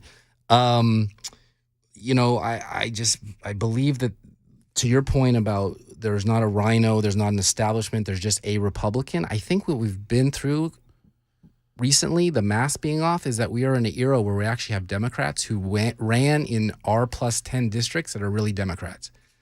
And we're seeing a lot of that statewide and federal and a lot of other states too, where they are not, even the Speaker of the House, unfortunately, I do not believe, because we've never in the history of the United States that I'm aware of had a omnibus passed with so much foreign aid that was voted on by a majority of the other party than the Speaker. He's a Republican. He got that passed with a majority of Democrats and minority of his own party, the Republicans. We see that here too, just like this flag law, in my humble opinion. I don't know. I wasn't asked to vote on it. I was asked to complain about it, and I did. But they aren't rhinos per se. They're not Republicans, that's for darn sure. They're not Dixiecrats. They're only one other party that even would contemplate that, and that's Democrats. Wait, are you talking about Republicans? In name only. Yeah, but you don't get to say that. The voters get to say that. That's what bothers me. I don't mean to get off in No, the their subject, voting record will tell you if they're really a Republican or not. No, the voters of any individual district will determine who they want to represent them in that said district. But once they get there, then it's up to them to prove that they're Republican. It's up to the Republicans in that district, if they do not feel like that they are adequately representing them, to present to the voting people of that district how they do not believe that they're adequately representing them as a 2 to conservative 4 or as a years Republican. later, sure. But just because I disagree with you on a particular piece of legislation doesn't mean that I'm not a Republican or you're not a Republican. It depends on the legislation. In this case, the flags we're talking about in schools, that should have been a no-brainer Republican I'm top to bottom. I'm trying to hold my water on the flags just to figure out why so many did not vote on this issue. 12 It doesn't make a lot of sense to me. It concerns me. But I would go after them as individuals, not in a group. I just don't deal with the whole groupthink thing about. No, I'm not saying they're all 12 rhinos. They have a history of being Republicans. They've gotten reelected, some of them as Republicans. But I can tell you that there are Republican votes and there are Democrat votes. And sometimes these Republicans are doing things like Speaker Mike Johnson. Or sometimes I think for myself and I vote against the party that I represent because I have certain aspects of a piece of legislation that I disagree with. That doesn't make me any less of a representative of my people. That would be more like the Cousins thing, not this thing. Well, this no, we've been talking about CRT right. I'm not talking about and wit and wisdom and all these problems inside the schoolroom, including arming teachers I for agree a with while. that. And then this weird thing comes along. And I actually know the sponsor of that bill, the person who helped write that bill. I'm going to get a little personal on this one. So Gino Bolso carried that. But the fact that 12 of them decided that was not a no-brainer doesn't make sense to me. It's so inexplicable to me, I feel like, and I don't know, and I'm trying to wait to get the information on it, but it feels like there was some misunderstanding. I mean, I try to give them the benefit of the doubt. Do you want rainbow flags or not? The rainbow flag is an Ishtar. No, I agree with you on the issue, and I agree with satanic. Gino. I had Gino on yesterday, and he like me couldn't understand why, and like you, I mean, the three of us are in agreement. I don't understand what was so difficult about a yay vote. It's the slippery slope, just like that school out near in Shelby County that allowed for the elementary school to have a satanic club. It's the slippery slope. I'm not going to assume, and this is what annoys me. I'm not going to assume because the vote happened the way it did that those voting, present not voting, want a satanic club. They didn't vote against that. Well, but I'm not going to assume that. I would prefer to wait to hear their explanation before I draw a conclusion as to why I feel like they voted the way they did. Sure. Is that fair? Sure. I'd love to know every time a vote happens exactly what everyone's thinking. And, it's impossible when you have a 1 hour every 3-day podcast, but you would love to be able to believe that. But there's some core principles that says, wait a minute, I voted for you for being a Republican. That's not really very Republican. Now you just did something Democratic. Why didn't I just vote for the Democrat instead? Because you're going to spend the money one way or the other. It's a frustration when you're trying to find a... Just run candidates, brother. Run candidates. Vetting is the number one problem. I don't belong to the party. If y'all have inter-party political problems, y'all fix it. But stop suggesting that one human being knows what a Republican is against the desires of millions of other human beings. Well, we know. We've got a history of them. Lincoln was the first one. Just show me where the rules are. Well, there's a platform. That's a whole nother ballgame. Well, I mean, Jack Johnson came on my show and said there's a platform. A lot of people that scream rhino, a lot of people that scream about rhinos have a lot of issues with Ronald Reagan. That's just a pejorative. I know. Ford and Reagan hated each other. People are using it to the point that it doesn't mean anything to me. You're not wrong, but there are certain votes where it doesn't matter. Like calling somebody a racist. One wrong vote doesn't make you a rhino, but a history of votes that... No, I agree. I agree with Here's that. a good example. I agree with that. And we vote those people out of office. Yeah, but there's time between. There's a lot of damage that can be done between elections unless you're going to impeach everybody. Which you can't even do. What? But you know what? But that's the process we have. If y'all want to present a different process, let me know what you want it to be. If y'all want to just decide who's going to be the representatives, that's not a representative republic. Well, let's remember that the MAGA movement, which came out of the Tea Party, basically killed the Republican Party. There is no conservative movement. We can spend hours on that if you want, maybe on my show when we don't have commercials. But there is not a Reagan Goldwater conservative movement anymore. You go, Steve, acting like commercials are a bad thing. I mean, we live in a free market. Sports and weather. I love you to death. You better give me time to talk about property taxes, darn it, because you keep distracting me with real stuff. 5829. He's right, Matt. You keep defending people that are just stealing from us is insane. I don't know how I'm doing that. He's only doing it to provoke me. He doesn't believe that. You need to explain what I'm saying. I do not. I absolutely do not belong to the Republican Party. I don't involve myself necessarily in that level of political party politics. I don't think the word rhino means a damn thing. What's a squishy libertarian defined as? I don't think it means a damn thing. I believe I'm a fierce defender of individual freedom and liberty. But what would a squishy libertarian be? I don't know. Well, that's what a rhino is, a squishy Republican. I don't know what that would mean. Well, you're not a good libertarian until you have other libertarians telling you that you're not a real libertarian. There you go. That's just a fundamental foundation of the libertarian. And in the Republican Party, you're not a real libertarian anyway, so you don't get to talk about that. Thank you. In my opinion, the Republican Party has one issue. It's the Constitution of the United States. Anything that strays from that, they've already screwed it all up. I miss Scalia. 8602 says, please let the man finish a sentence. 5602, can you stop interrupting this guy? You sound like Sean Hannity. Who, me or I'll you? tell you what I'm going to do for you guys. I'm going to make sure that I stop interrupting. I'm going to stop interrupting Steve by saying our time is done. No, I came for one purpose. The moon pie. No, tell me about property tax real quick. I mean, we got a few minutes. All right, so Tennessee's blessed to have like the smartest economist ever created by man and woman in Tennessee. His name is Dr. Art Laffer. Have you ever had him on? I've never had Laffer on, but I know him. Get him on. Sure. And I just did 2 specials with him because when I was a kid, 1971 is when I was born. In 1975, they passed this thing called Proposition 13 in California. And it created the economic miracle of all miracles, never to be repeated. But they're so stupid over there that the progressives have wanted to repeal it ever since. And it's on the docket again this year to repeal it so that they can reassess all the properties and tax them at a new rate, which is going to put all kinds of senior citizens and everybody else and low income out of a job. I saw it with my own eyes because Washington State copied that cap, 1% to inflation. We don't have that here in Tennessee. And so the mayor of Memphis, Paul Young, just proposed a 28% hike. He wants basketball courts, even though Chicago is shutting down their basketball courts, so they don't even look and see how it works out. We've got Nashville, 2020, they jacked them by 34%. Rutherford County did 16%. Red Banks over there by Chattanooga, 52% overnight just because of the whim of an assembly or a mayor. And I don't think that should happen because Tennessee is currently the lowest. 52? 52%. Yes, sir. Sheesh. Could you imagine waking up one day and saying, oh, the next year I got to pay almost half more than what I paid this year? Over half. Not a good thing. But a Prop 13 style California property tax cap would disallow that statewide so that we can not take away generational wealth.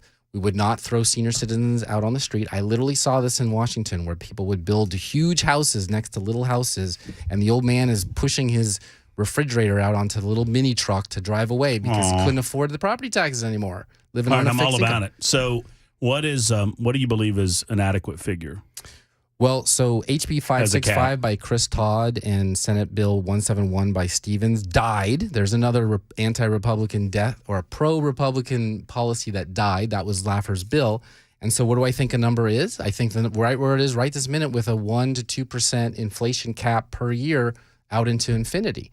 You know, how would you like to rule of 72, double your taxes in 30 years so you don't lose it or your kids lose it or you sell the farm because all of a sudden some mayor says, you know what, we need some more property taxes to spend on ice rinks. 4251 says we should make foreigners who buy property in the United States of America pay an increased amount on property tax. We should make it illegal for foreigners to own property in Tennessee. Sorry, but it's true because Bill Gates is buying up all the farmland and selling it to China, and China's buying up the rest that he's not buying, and then you're going to get gross food. I think it's like 500,000 acres now. It's getting to be almost the whole country. Why shoot guns and bullets when you can the buy biggest, it? I think I had this right. The biggest landowner in the United States of America? Bill Gates. Well, farmland is Gates. Biggest landowner? It's Ted Turner. Well, good for him. Pretty sure it's Ted Turner. Like but it. Gates is buying up. Gates wants to And he's compete. rolling it over to China? Well, he's smart because he's doing farmland, which is productive land, but he's going to force us to eat all that gross meat that they make in the chem labs. Oh, not me, baby. Mm-mm. If they can't find it anywhere else, it's either that or the bugs. Eat the bugs, Matt Murphy. Crickets are pretty good. Are they? I'm with you on the You property dip tax. anything in chocolate. We need to team up and get this property tax cap happening. I'm going to in get the legislative realtors. session. I'm going to get the let's do it. legislators. I've got a meeting I'm with scheduled you. with Patsy Hazelwood. We're all going to make this happen. All right, I'm going to stop interrupting you now. Thank you. Heartlandjournal.com. That's the place to find you.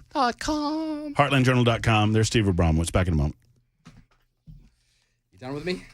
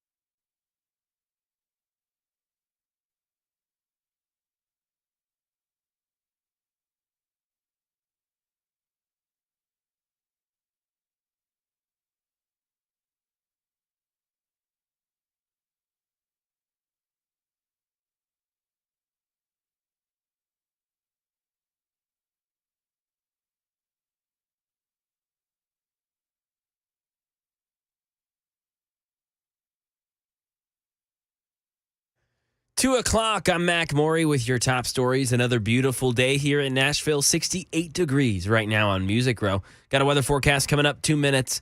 Here is the latest on the hush money Donald Trump trial, as along with Harvey Weinstein verdicts. The Supreme Court heard arguments today over presidential immunity. Justices are weighing an appeal by Donald Trump related to his election interference case. ABC's Terry Moran has more. His team arguing that presidents should be absolutely immune from criminal prosecution for any official act, for anything that could be interpreted as at the outer perimeters of their official duties. He didn't get that. But a lot of people thought that argument would get laughed out of the Supreme Court. It did not. Trump was back in New York City attending his hush money criminal trial. New York's top court overturned the rape conviction of disgraced movie producer Harvey Weinstein, finding the trial judge allowed outside testimony about uncharged sex abuse allegations. He'll be sent from New York to California to serve a 16-year sentence in a separate sex abuse conviction.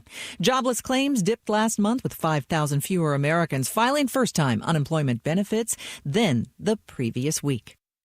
Here in Tennessee, lawmakers have decided to move on from banning reparations for slave descendants, at least this year. It came at a time when they were preparing to remove every board member of the state's only publicly funded historically black public university, Tennessee State University.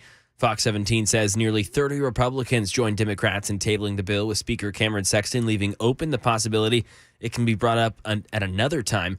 Lawmakers really started focusing on the ban after Shelby County, which encompasses Memphis, announced it would spend $5 million to study reparations. That is the latest news. Weather's next. I'm Mac Maury, WTN News.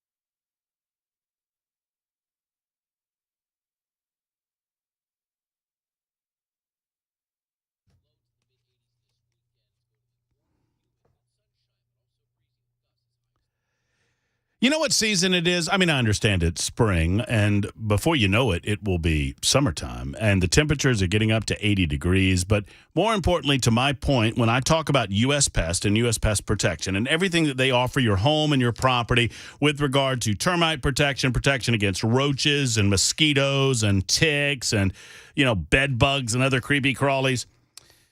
How do I put this delicately? It is pest sex season. It is. They are repopulating their numbers as we speak. I mean, this is the season where the bugs are growing. The bugs are, there's candlelight underneath your home. They're doing the romance thing. And before you know it, you don't have 2 roaches. You have 182 roaches or 182,000 roaches. You need to prevent this. You need to actively go after this and break up this romance with U.S. Pest. It's what it's all about. U.S. Pest is the best in the business when it comes to pests in the South. Whether it's roaches or spiders or other types of creepy crawlies, they handle their business, and they are professionals as the day is long. They get rid of what bugs you. Pests. U.S. Pest. Go to uspest.com. That's uspest.com, or call them today for an appointment. 615-590-1260. 590-1260 for U.S. Pest.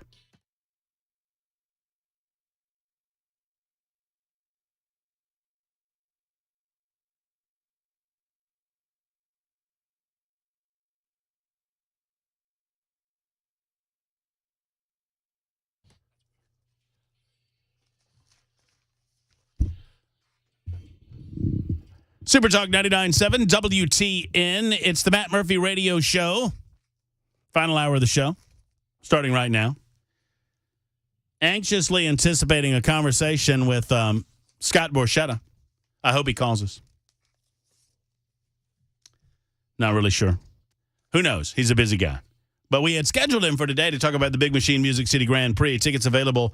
It's going to head out to the Nashville Super Speedway for a couple of years as they make some advancements, improvements, and they build a new stadium down there in downtown Nashville. So just a mile or so away. By the way, Belkay, can I finish a conversation I was having during the break? Tell me I'm wrong. Oh, you're wrong a lot. That you were looking at me funny. Murphy was wrong. Murphy was right. Murphy was right. Murphy was again. I look, I just call it like it is. When I tell the folks they need to get to U.S. Pest, the bugs are making the romance somewhere in your house if you let them. They are lighting the candles, and they've got the little bug tables, and they've got the little guy with. And if you're not careful, they'll burn your house down. And the little roaches are there, and they're making little roach babies. And they're eating spaghetti, and they're kissing. That's exactly right. And they're making little roach babies if you let them. You need to get the gang at U.S. Pest out and put that to bed, baby. No, sir. No roach romance in your home. I stand by that. No bug porn. You think they pop out their little bug laptops to get in the mood? What do you think that looks like? I had a guy tell me one time on the radio. This actually happened in Birmingham. Somehow this came up, and please, for the love, I don't know why or how it came up. Someone said, quote, "Have you ever heard two turtles having sex?" And I made the near fatal mistake of looking that up online. Don't Google it. Do not Google turtle sex. Do not Google it. Do not DuckDuckGo it. Whatever your search engine of your choosing is, don't do it. I'm trying to find a logo for the Heartland Journal for the podcast. Okay. All right. Well, find me Scott Borchetta. What happened? He keeps teasing us, and then we don't get him. Ray says, I think they make roach motels for that. Hell, that's right, Ray. That's good. I like that.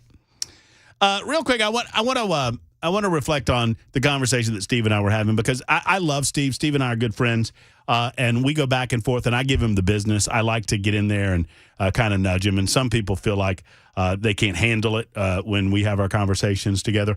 Steve is a fine conservative guy, and he runs the Heartland Journal, and I appreciate him so much that I talk about him regularly on my show, and I don't do endorsements for just anybody. All of that to say, we disagree on certain things, and I don't get into Republican Party politics because that's not my bag, man. I'm a fierce independent when it comes to decisions. Now, 99% of the time, you're going to find me voting Republican. The last time I did not vote, when I voted, absent, either skipping a race, I've skipped a lot of races over the years, or writing people in, Mickey Mouse, Bell K, Mac Maury. But I vote repeat for myself with regularity. Yeah, I mean, I'll do that, sure. But the last time that I bubbled someone in that wasn't an R was I want to say Bob Barr, not Bob Barr, Bill Barr, when he ran as Libertarian candidate in 2008. Could not find myself to pull the trigger for John McCain. Just couldn't do it. I actually held my nose and voted for Mitt Romney because I actually thought that he had a chance. Boy, oh boy. That said, I'm just fiercely independent when it comes to that sort of thing.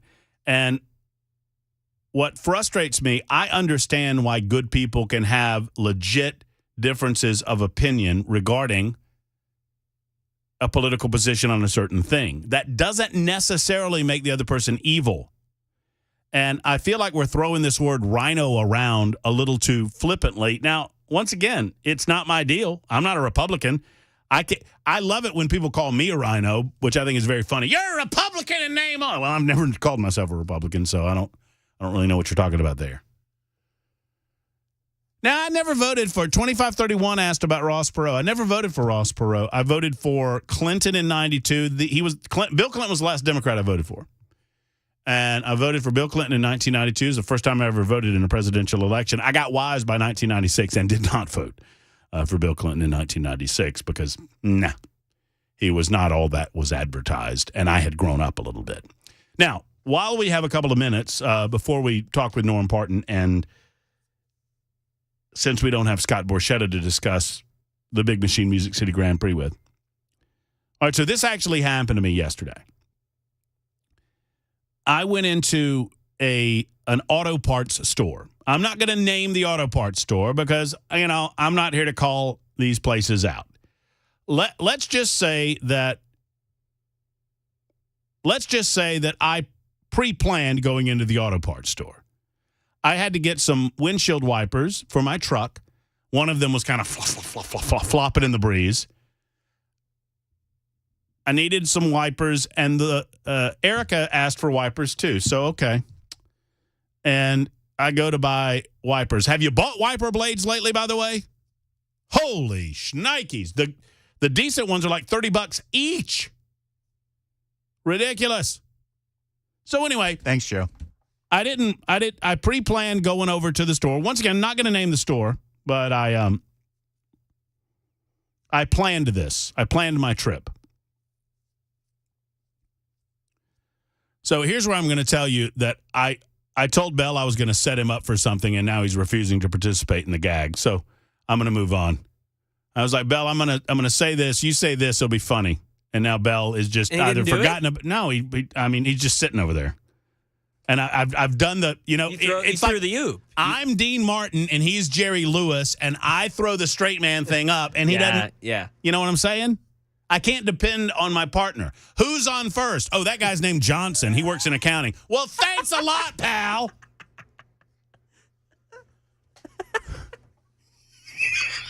Well, the joke's dead. And then he gets mad at me. I'm not mad at you. He gets mad at me. I am not mad at you. No.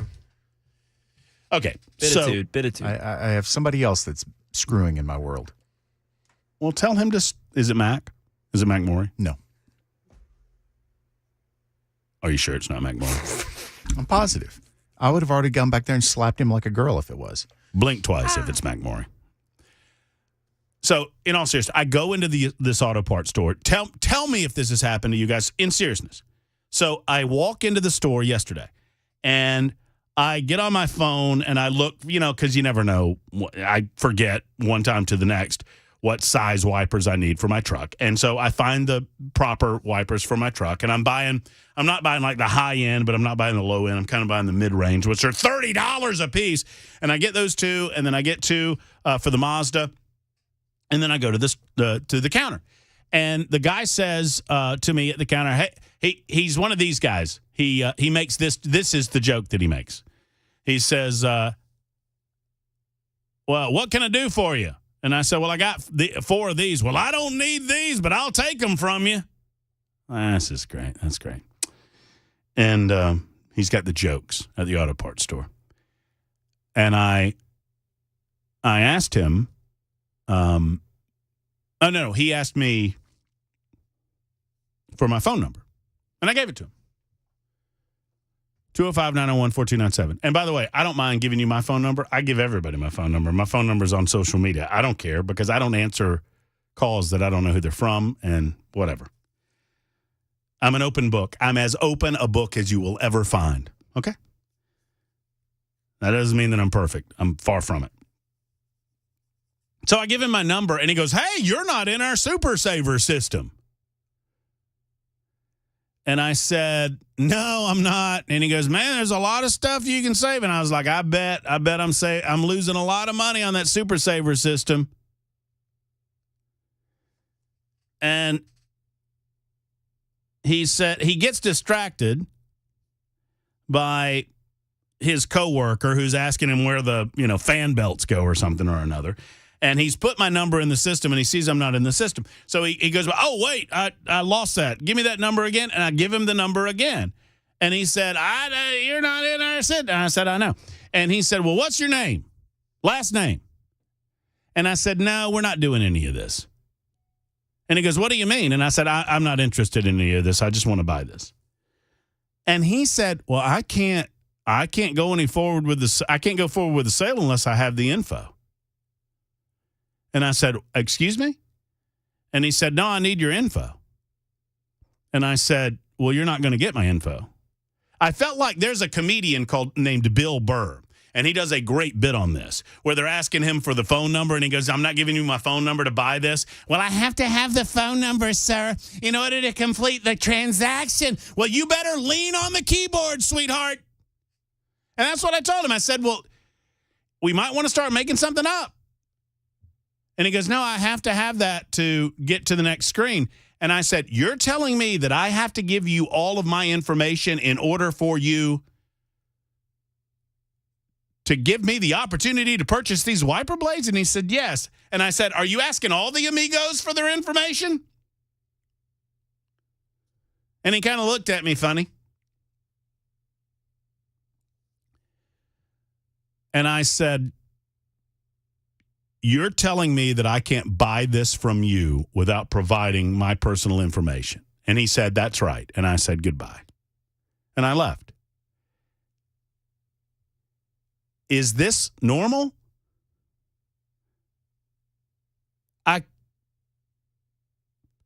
All I can tell you is that it wasn't AutoZone, and I pre-planned to be there.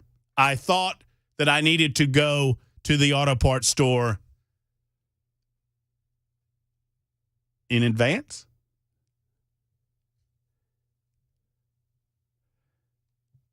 Maybe it's just me. 17 after the hour. Quick timeout. Super Talk 99.7 WTN.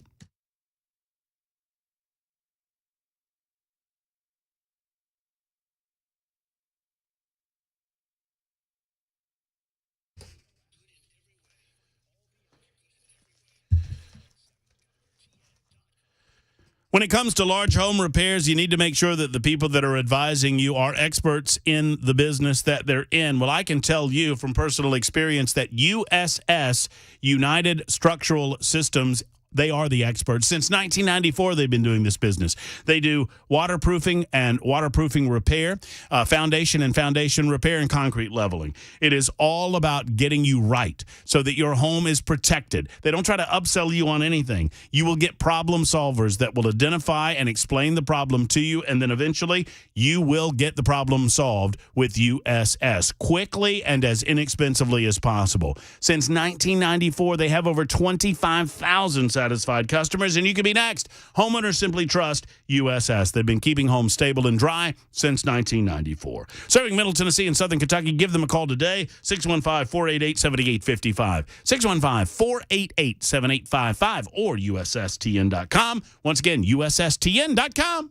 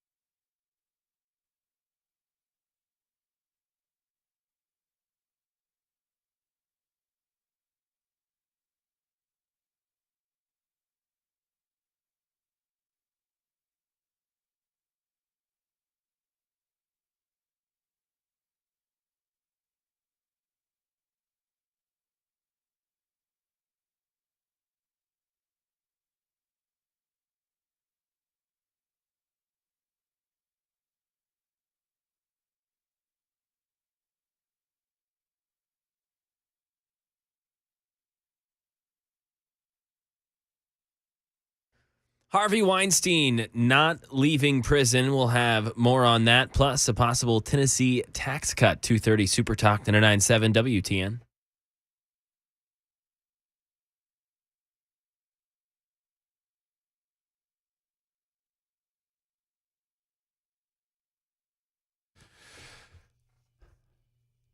$69.62 says your experience. By the way, Matt Murphy, thank you, Mac Morey, for that update. Looking forward to that in about 8 minutes or so. 6962 says your experience is not normal. I run a retail store, not auto. We have a rewards program. It's not optional. But it's optional. We explain it. We're happy to sell you products if you're not interested. Look, the guy said something about, and several of you are talking about warranties. If I choose to deal exterior to the warranty, that's on me.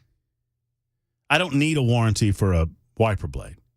And it came to the point, look, I'm not necessarily anti-grid. I mean, look, to extract yourself from the grid at this stage in the proceedings would be a hefty lift. I get that.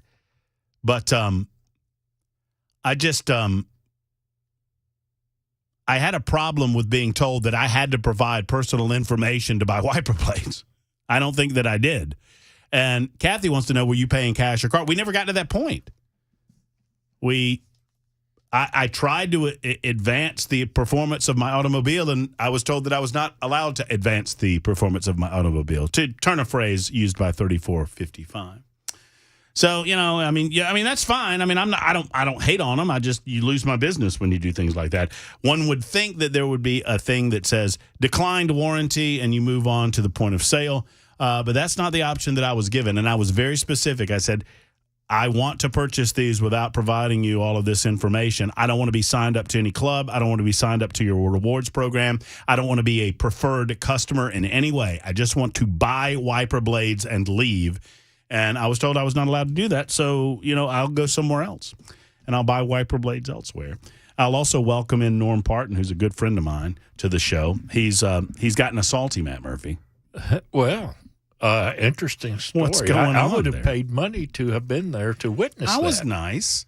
I mean, I couldn't. I was a little shocked. I couldn't believe he was telling me, no, you got to have this in. Well, you're not getting that. Yeah. Okay, that's did you give him your shoe size? which when you give them your shoe size in Nashville talk, that means you kick them in the butt. Oh yeah. Here's my shoe size. Yeah. Wow, how's it going, Norm? Good. I'm in town for a while, which is a good thing. You just you finished your annual trek to Augusta National. Did. How did that go? It was really, really good. Of course, I do not go to the tournament. I'm working. You host. I host, and it was as good as it's ever been. You, for those that don't know, part of Norm's business, you host Muckety Mucks and Bigwigs over there, right? Yes. Yeah. And I appreciate the fact that as long as we've known each other, and just as an aside, everybody should know this listening. Yeah. Norm has honored the tradition of yet again not inviting me. That's very nice of him. I appreciate it. Well, what you need to do is be a customer of one of those muckety mucks, and then you're in. That's exactly. You're in. So, how many that I haven't been over in probably 6 or 7 years, but even the last time that I went. Anybody that's ever been to Augusta, Georgia, you go down Washington Road and you got a lot of fast food joints and gas stations, right. And then eventually you get to Augusta National on the right, and that neighborhood on the left has been complete. I mean, when I was growing up, that was just neighborhood. Yep. And now most of those houses have been converted to once a year corporate hospitality suites, right? Yeah, and I actually missed an opportunity to buy one of them, and before the onslaught hit. But what's happening now is Augusta National is buying up stuff. They bought the shopping center across the street. They are buying up small parcels and small businesses to convert to parking or whatever, and It's a continual thing because their footprint is bigger every year.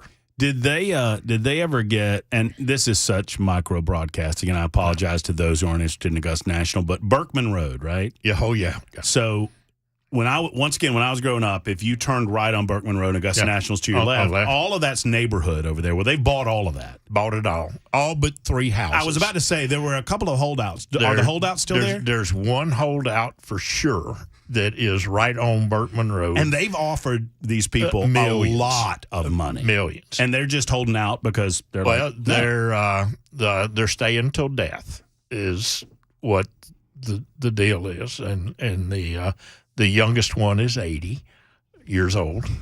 But the property over there is we have a parking spot that we purchased from a local business right on Washington Boulevard. And we've been with them since 2008, and we pay them a nice sum, and we're able to park 2 15-passenger vans in their lot. And so last May, a realtor representing Augusta, which the realtor never says who they represent. That's the fun part. But they walk up and they had a check and said, we're here to buy this. And the entire property? It was a dentist office and a hairdresser in a parking lot. And they went in and bought it for 2.5 times the market value. And now I don't have a parking spot. That's how fluid the situation is. And there's being property bought down there probably this week that they just keep expanding the footprint. It's an incredible operation that keeps getting more and more and more incredible. And how long have you been providing hospitality? Since 2008 with the exclusion of 2020 with COVID. Right. Incredible. You have stories.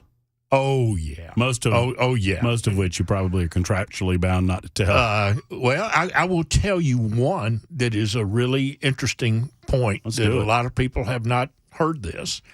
But so a company comes to me and say, I want to entertain 4, 8, 12 people at the Masters, and that's what we do. That's our business. So we're sitting there, and I can't tell you the year, but you'll be able to figure it out. And we had people there from the nuclear construction business. Okay.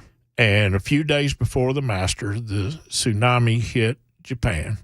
Okay. Okay, we know what happened there. Right. So we're having dinner in our clubhouse, and guy walks in, and he points to 2 people who work for a specific company that I will not name that builds nuclear plants, builds and refurbishes. And they said, you're coming with us.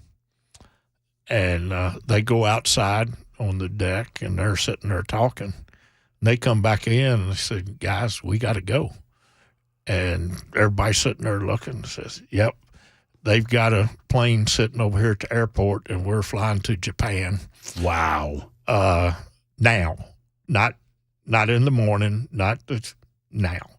Wow. And so 2 of our guests basically got kidnapped by the government to go over and work on the nuclear issues over there. And I could go further into the story of what they did, but they developed a whole new system that is now prevalent in every nuclear plant in the country. So it's interesting stuff that I get to be a small little fly on the wall. Yeah. Yeah, so it was quite the experience. I tell too many Augusta National stories around the Masters, but you hear them when you're growing up. When you grow up in Thompson, Georgia, just down the road. Oh yeah. I had a. Have I admitted on air who texted me from Thompson? Asked me if yes, you did. Have I said that? So no, wait, whoa. No, you told me. I don't know if you said it on the air. I don't know if I should say. I probably shouldn't say. Oh. But it was a name known to Tennesseans who was in Thompson with his sons, and I've said many times I'm from Thompson, just outside of Augusta, and he had never texted me personally, but he texted me, and y'all could probably figure out who it is, but he was like, my son swears you're from Thompson, and I don't believe him. We're sitting here at dinner. Is this true? And I first was like, how did you get this number? And then I realized who he was. I was like, well, he could probably get whatever number he wants. And I was like, yeah, I'm from Thompson. He goes, well, that's a hoot. It's a nice town. Thanks. And I asked him if he'd ever been to Augusta National before, and he said he had. And I said, well, you'll have fun. If you find a weed, I'll pay you $1,000. Yeah. Because you can't. Yeah. You won't find one. But anyway, it's a great place. 231. I want to get a couple of things. I want to talk about what we're doing this weekend, which I'm very excited about, supporting a local business. And I want to get an update from your perspective on Nashville Fairgrounds and the Speedway. Sure. It's 231, Super Talk 99.7 WTN. News now, and we'll get back to Norm Parton in a moment.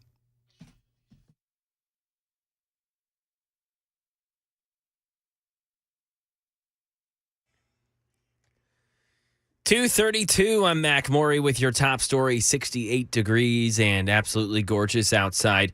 Weather forecast on the way in just a couple minutes. Disgraced movie mogul Harvey Weinstein is not leaving prison. His rape conviction in California still stands. Brian Clark says Weinstein's New York convictions were overturned in a surprising decision from the New York Court of Appeals. Attorney says laws were perverted during his sex crimes trial in New York because of the climate of the Me Too movement. There was so much pressure because Harvey was the face of this movement that he had to be convicted. Arthur Aidala said he's relieved after New York's highest court overturned Weinstein's conviction, finding the trial judge erroneously allowed testimony related to prior uncharged acts. Prosecutors say they'll do everything in their power to retry Weinstein. Here in the volunteer state, Tennessee businesses may be in line for a $1.5 billion tax cut after all. The Tennessean reports House and Senate leaders have come to an agreement on a franchise tax bill that was held up over transparency. For the deal to happen, the Senate agrees to names of businesses and ranges of refund amounts being made public, but only for a 30-day window. That is the latest news. Weather forecast next. I'm Mac Maury, WTN News.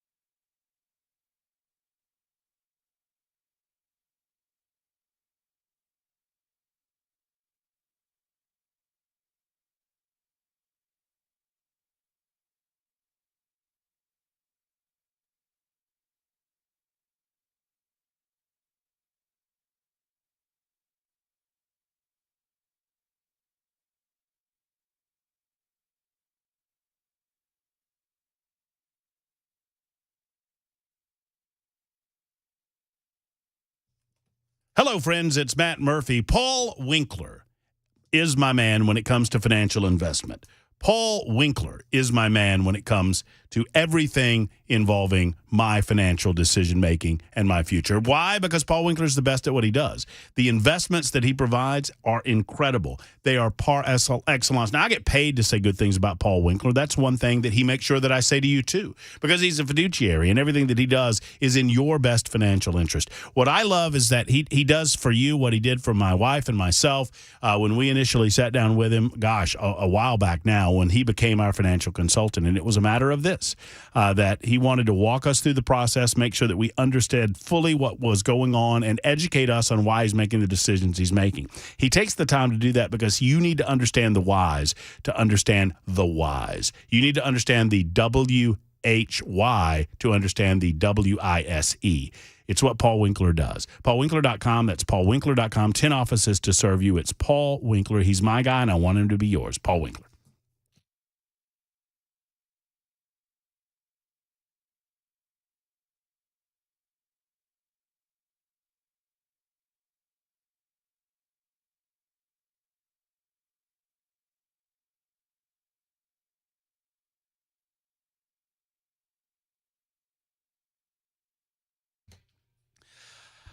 I warned you it would be an action-packed day, and it has been so. We only lost 2 out of the 5 that are originally scheduled. John Rose was here, Congressman Rose, in the 12 o'clock hour, the Libertarian Lunch. We had Steve Abramowitz with us. William Lamberth could not be here today. The House Majority Leader is still on the House floor, so perhaps we'll have him on tomorrow. Yeah, he was actually working, so he has an excuse. Scott Borchetta, he's a busy guy. I understand that he's a busy guy, but somehow we got left behind again. Hey, he's 2 for 3. We keep trying. Norm Parton's here. Norm Parton was good enough to wait downstairs at the locked front door for a while, and I appreciate that. I'm used to being locked out of places. Well, Including home. Your reputation precedes you. That's true. Right? That's true. I know when you're in trouble. When you take pictures of yourself by the fire pit with a cold one, I know that you're probably in trouble with the wife. That's my my sentences. She points to the door. Before I get into this weekend, which I'm excited about because you and I are going to be out with Jeff Roy at Roy's Meat Service, which we need to support and we need to love on this man because he's a treasure of Nashville.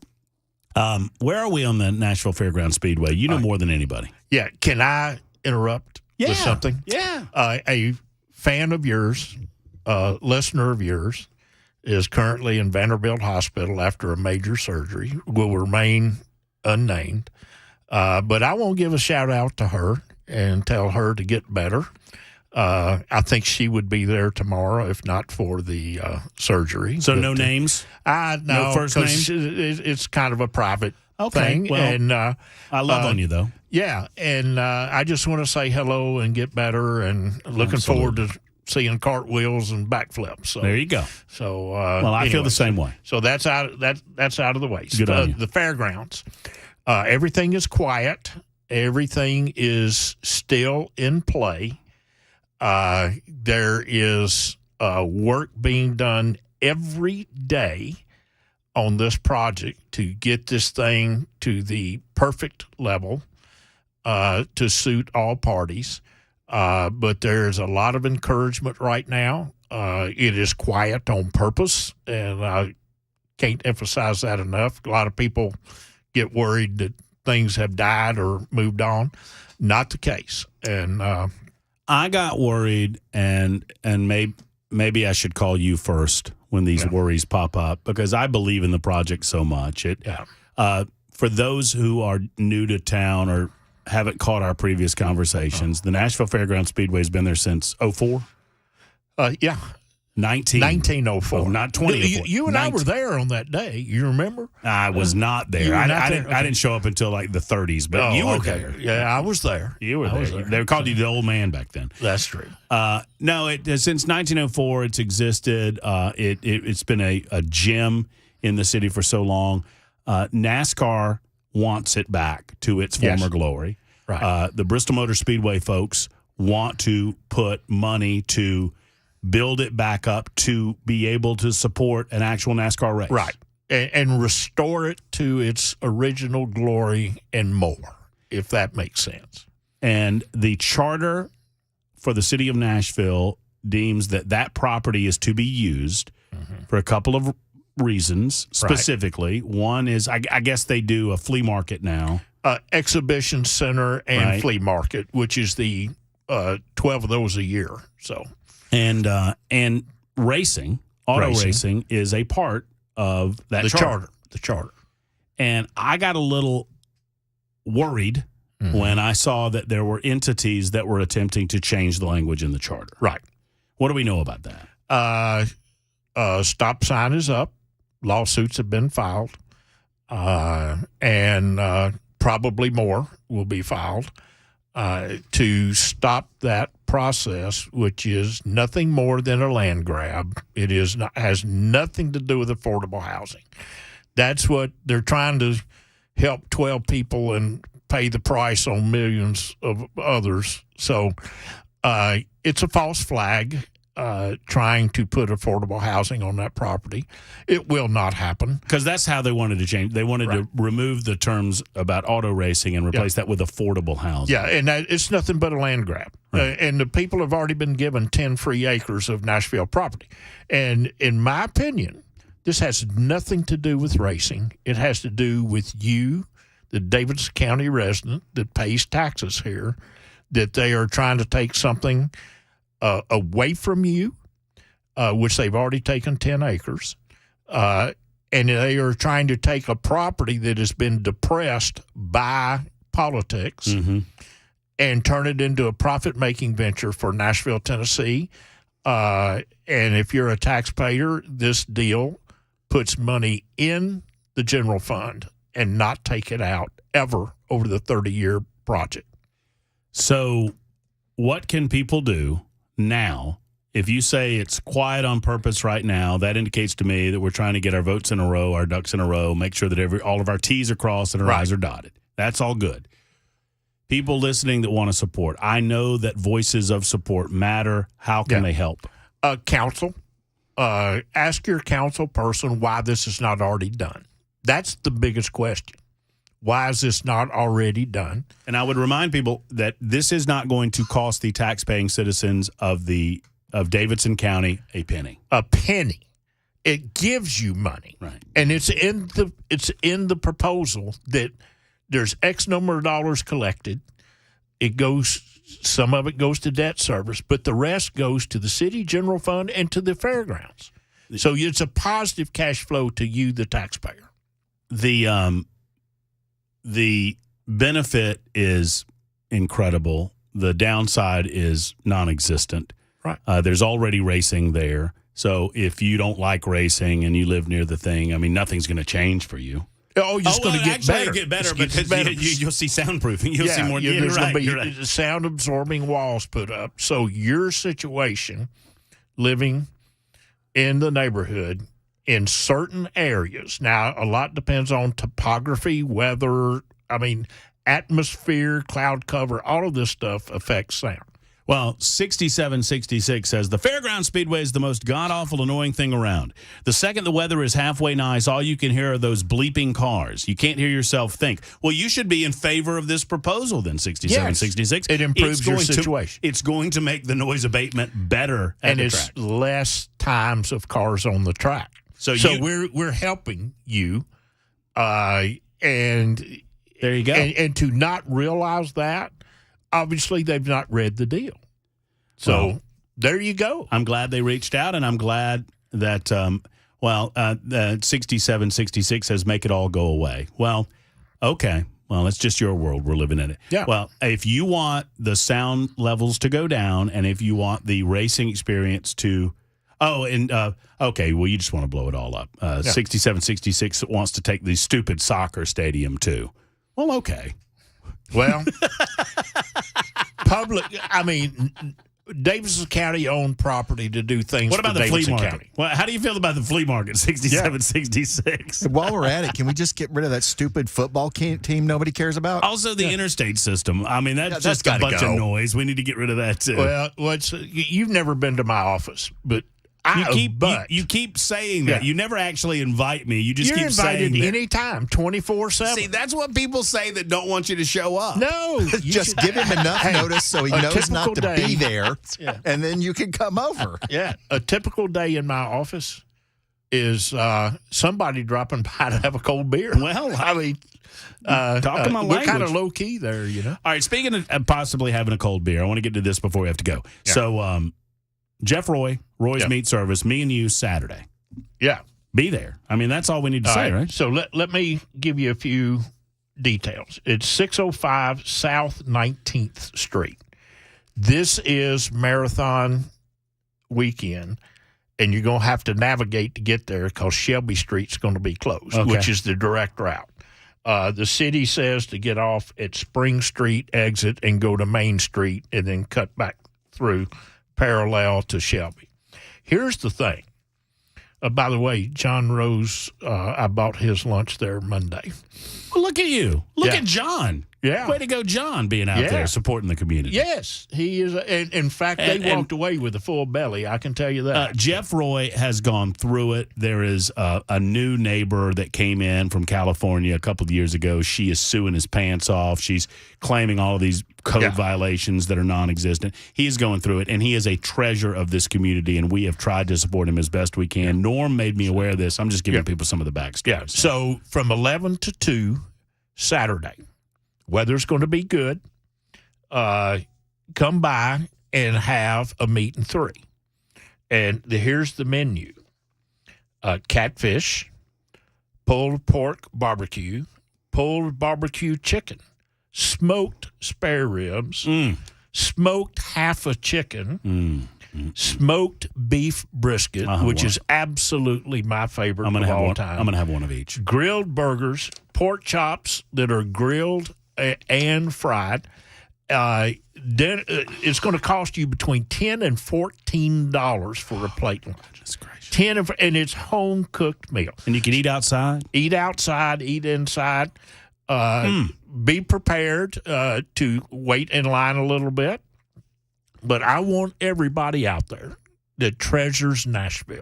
It is an absolute jewel. If you learn some of the backstory, as I have, as I sat down and broke bread with Jeff and Norm and his wife, it is fabulous. The backstory, how he came to own the place, Yes. How all of the rest of this junk has come to be, but it's just that. It's background noise. We're going to support the man who has supported his community for the years that he has. Yeah. I want everybody that's listening to come see us. Matt, you're going to be there. I'll be there. I'm going to be there. And looking Bell forward to K's seeing coming. it. Oh, Bell K good. made a promise he's coming. All right. So we'll all see Yeah, you to there. give me some more of that good food. Delicious, man. We'll be there. Norm, thank you for everything. Thank you. If I don't see you before, I'll see you Saturday. See you Saturday. All right, we'll see you in a minute. We'll wrap things up and talk with Brian Wilson right after this.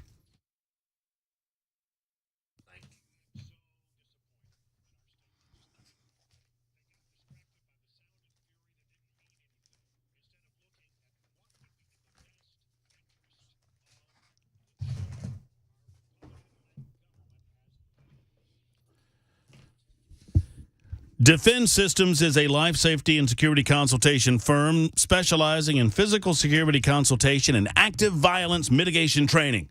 You guys catch all of that? Here's the deal.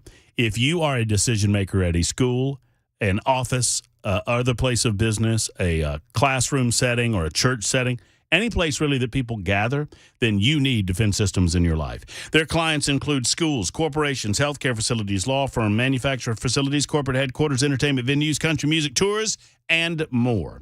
Cumulus Nashville actually utilized this training a couple of years ago. It's what led me to Brink Fiddler and what led me to talk about Defense Systems on the regular on the radio show. This training is far more than checking a box for your employees. It will truly give them life skills that they can apply inside the workplace and outside the workplace in the event of a major medical emergency or, God forbid, workplace violence or a workplace shooting. It's time to get trained. It's a dangerously developing world. Let's do it together. DefenseSystems.com. That's DefenseSystems.com. 615-236-6484. 236-6484.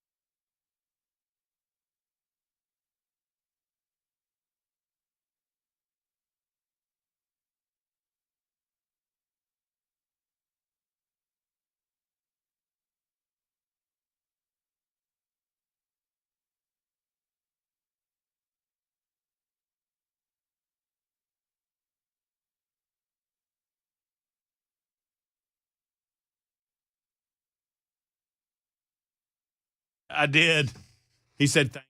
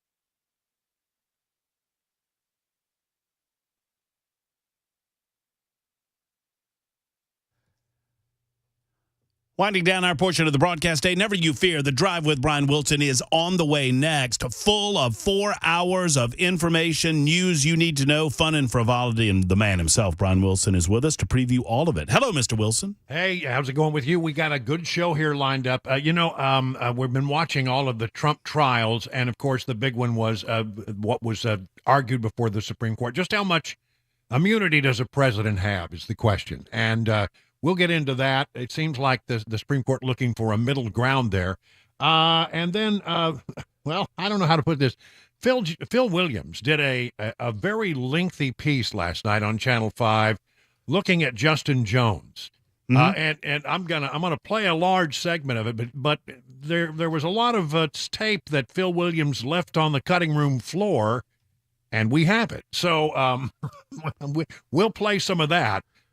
Coming up a little bit later. Again, what a chaotic place our state legislature has become. Well, I've been telling all of Nashville and all of Tennessee that will listen, Brian, you're welcome, because we have been cajoling Phil Williams, at least for my portion of the day, for months to be a little more fair-minded.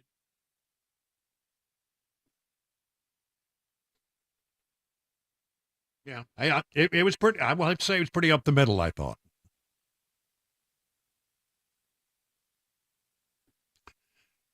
Yeah, well, if you listened to Dan Mandis' show a couple of days ago, he had some of this. When that interview with Justin Jones was done, apparently the Tennessee Holler stood by and recorded it independently.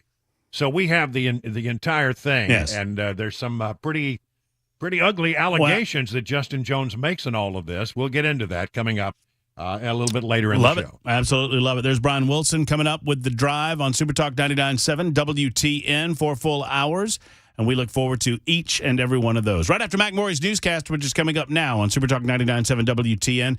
Friday edition tomorrow, folks. Hope you have a wonderful afternoon. Hug your loved ones. We'll talk to you at high noon. Until then, so long, everybody.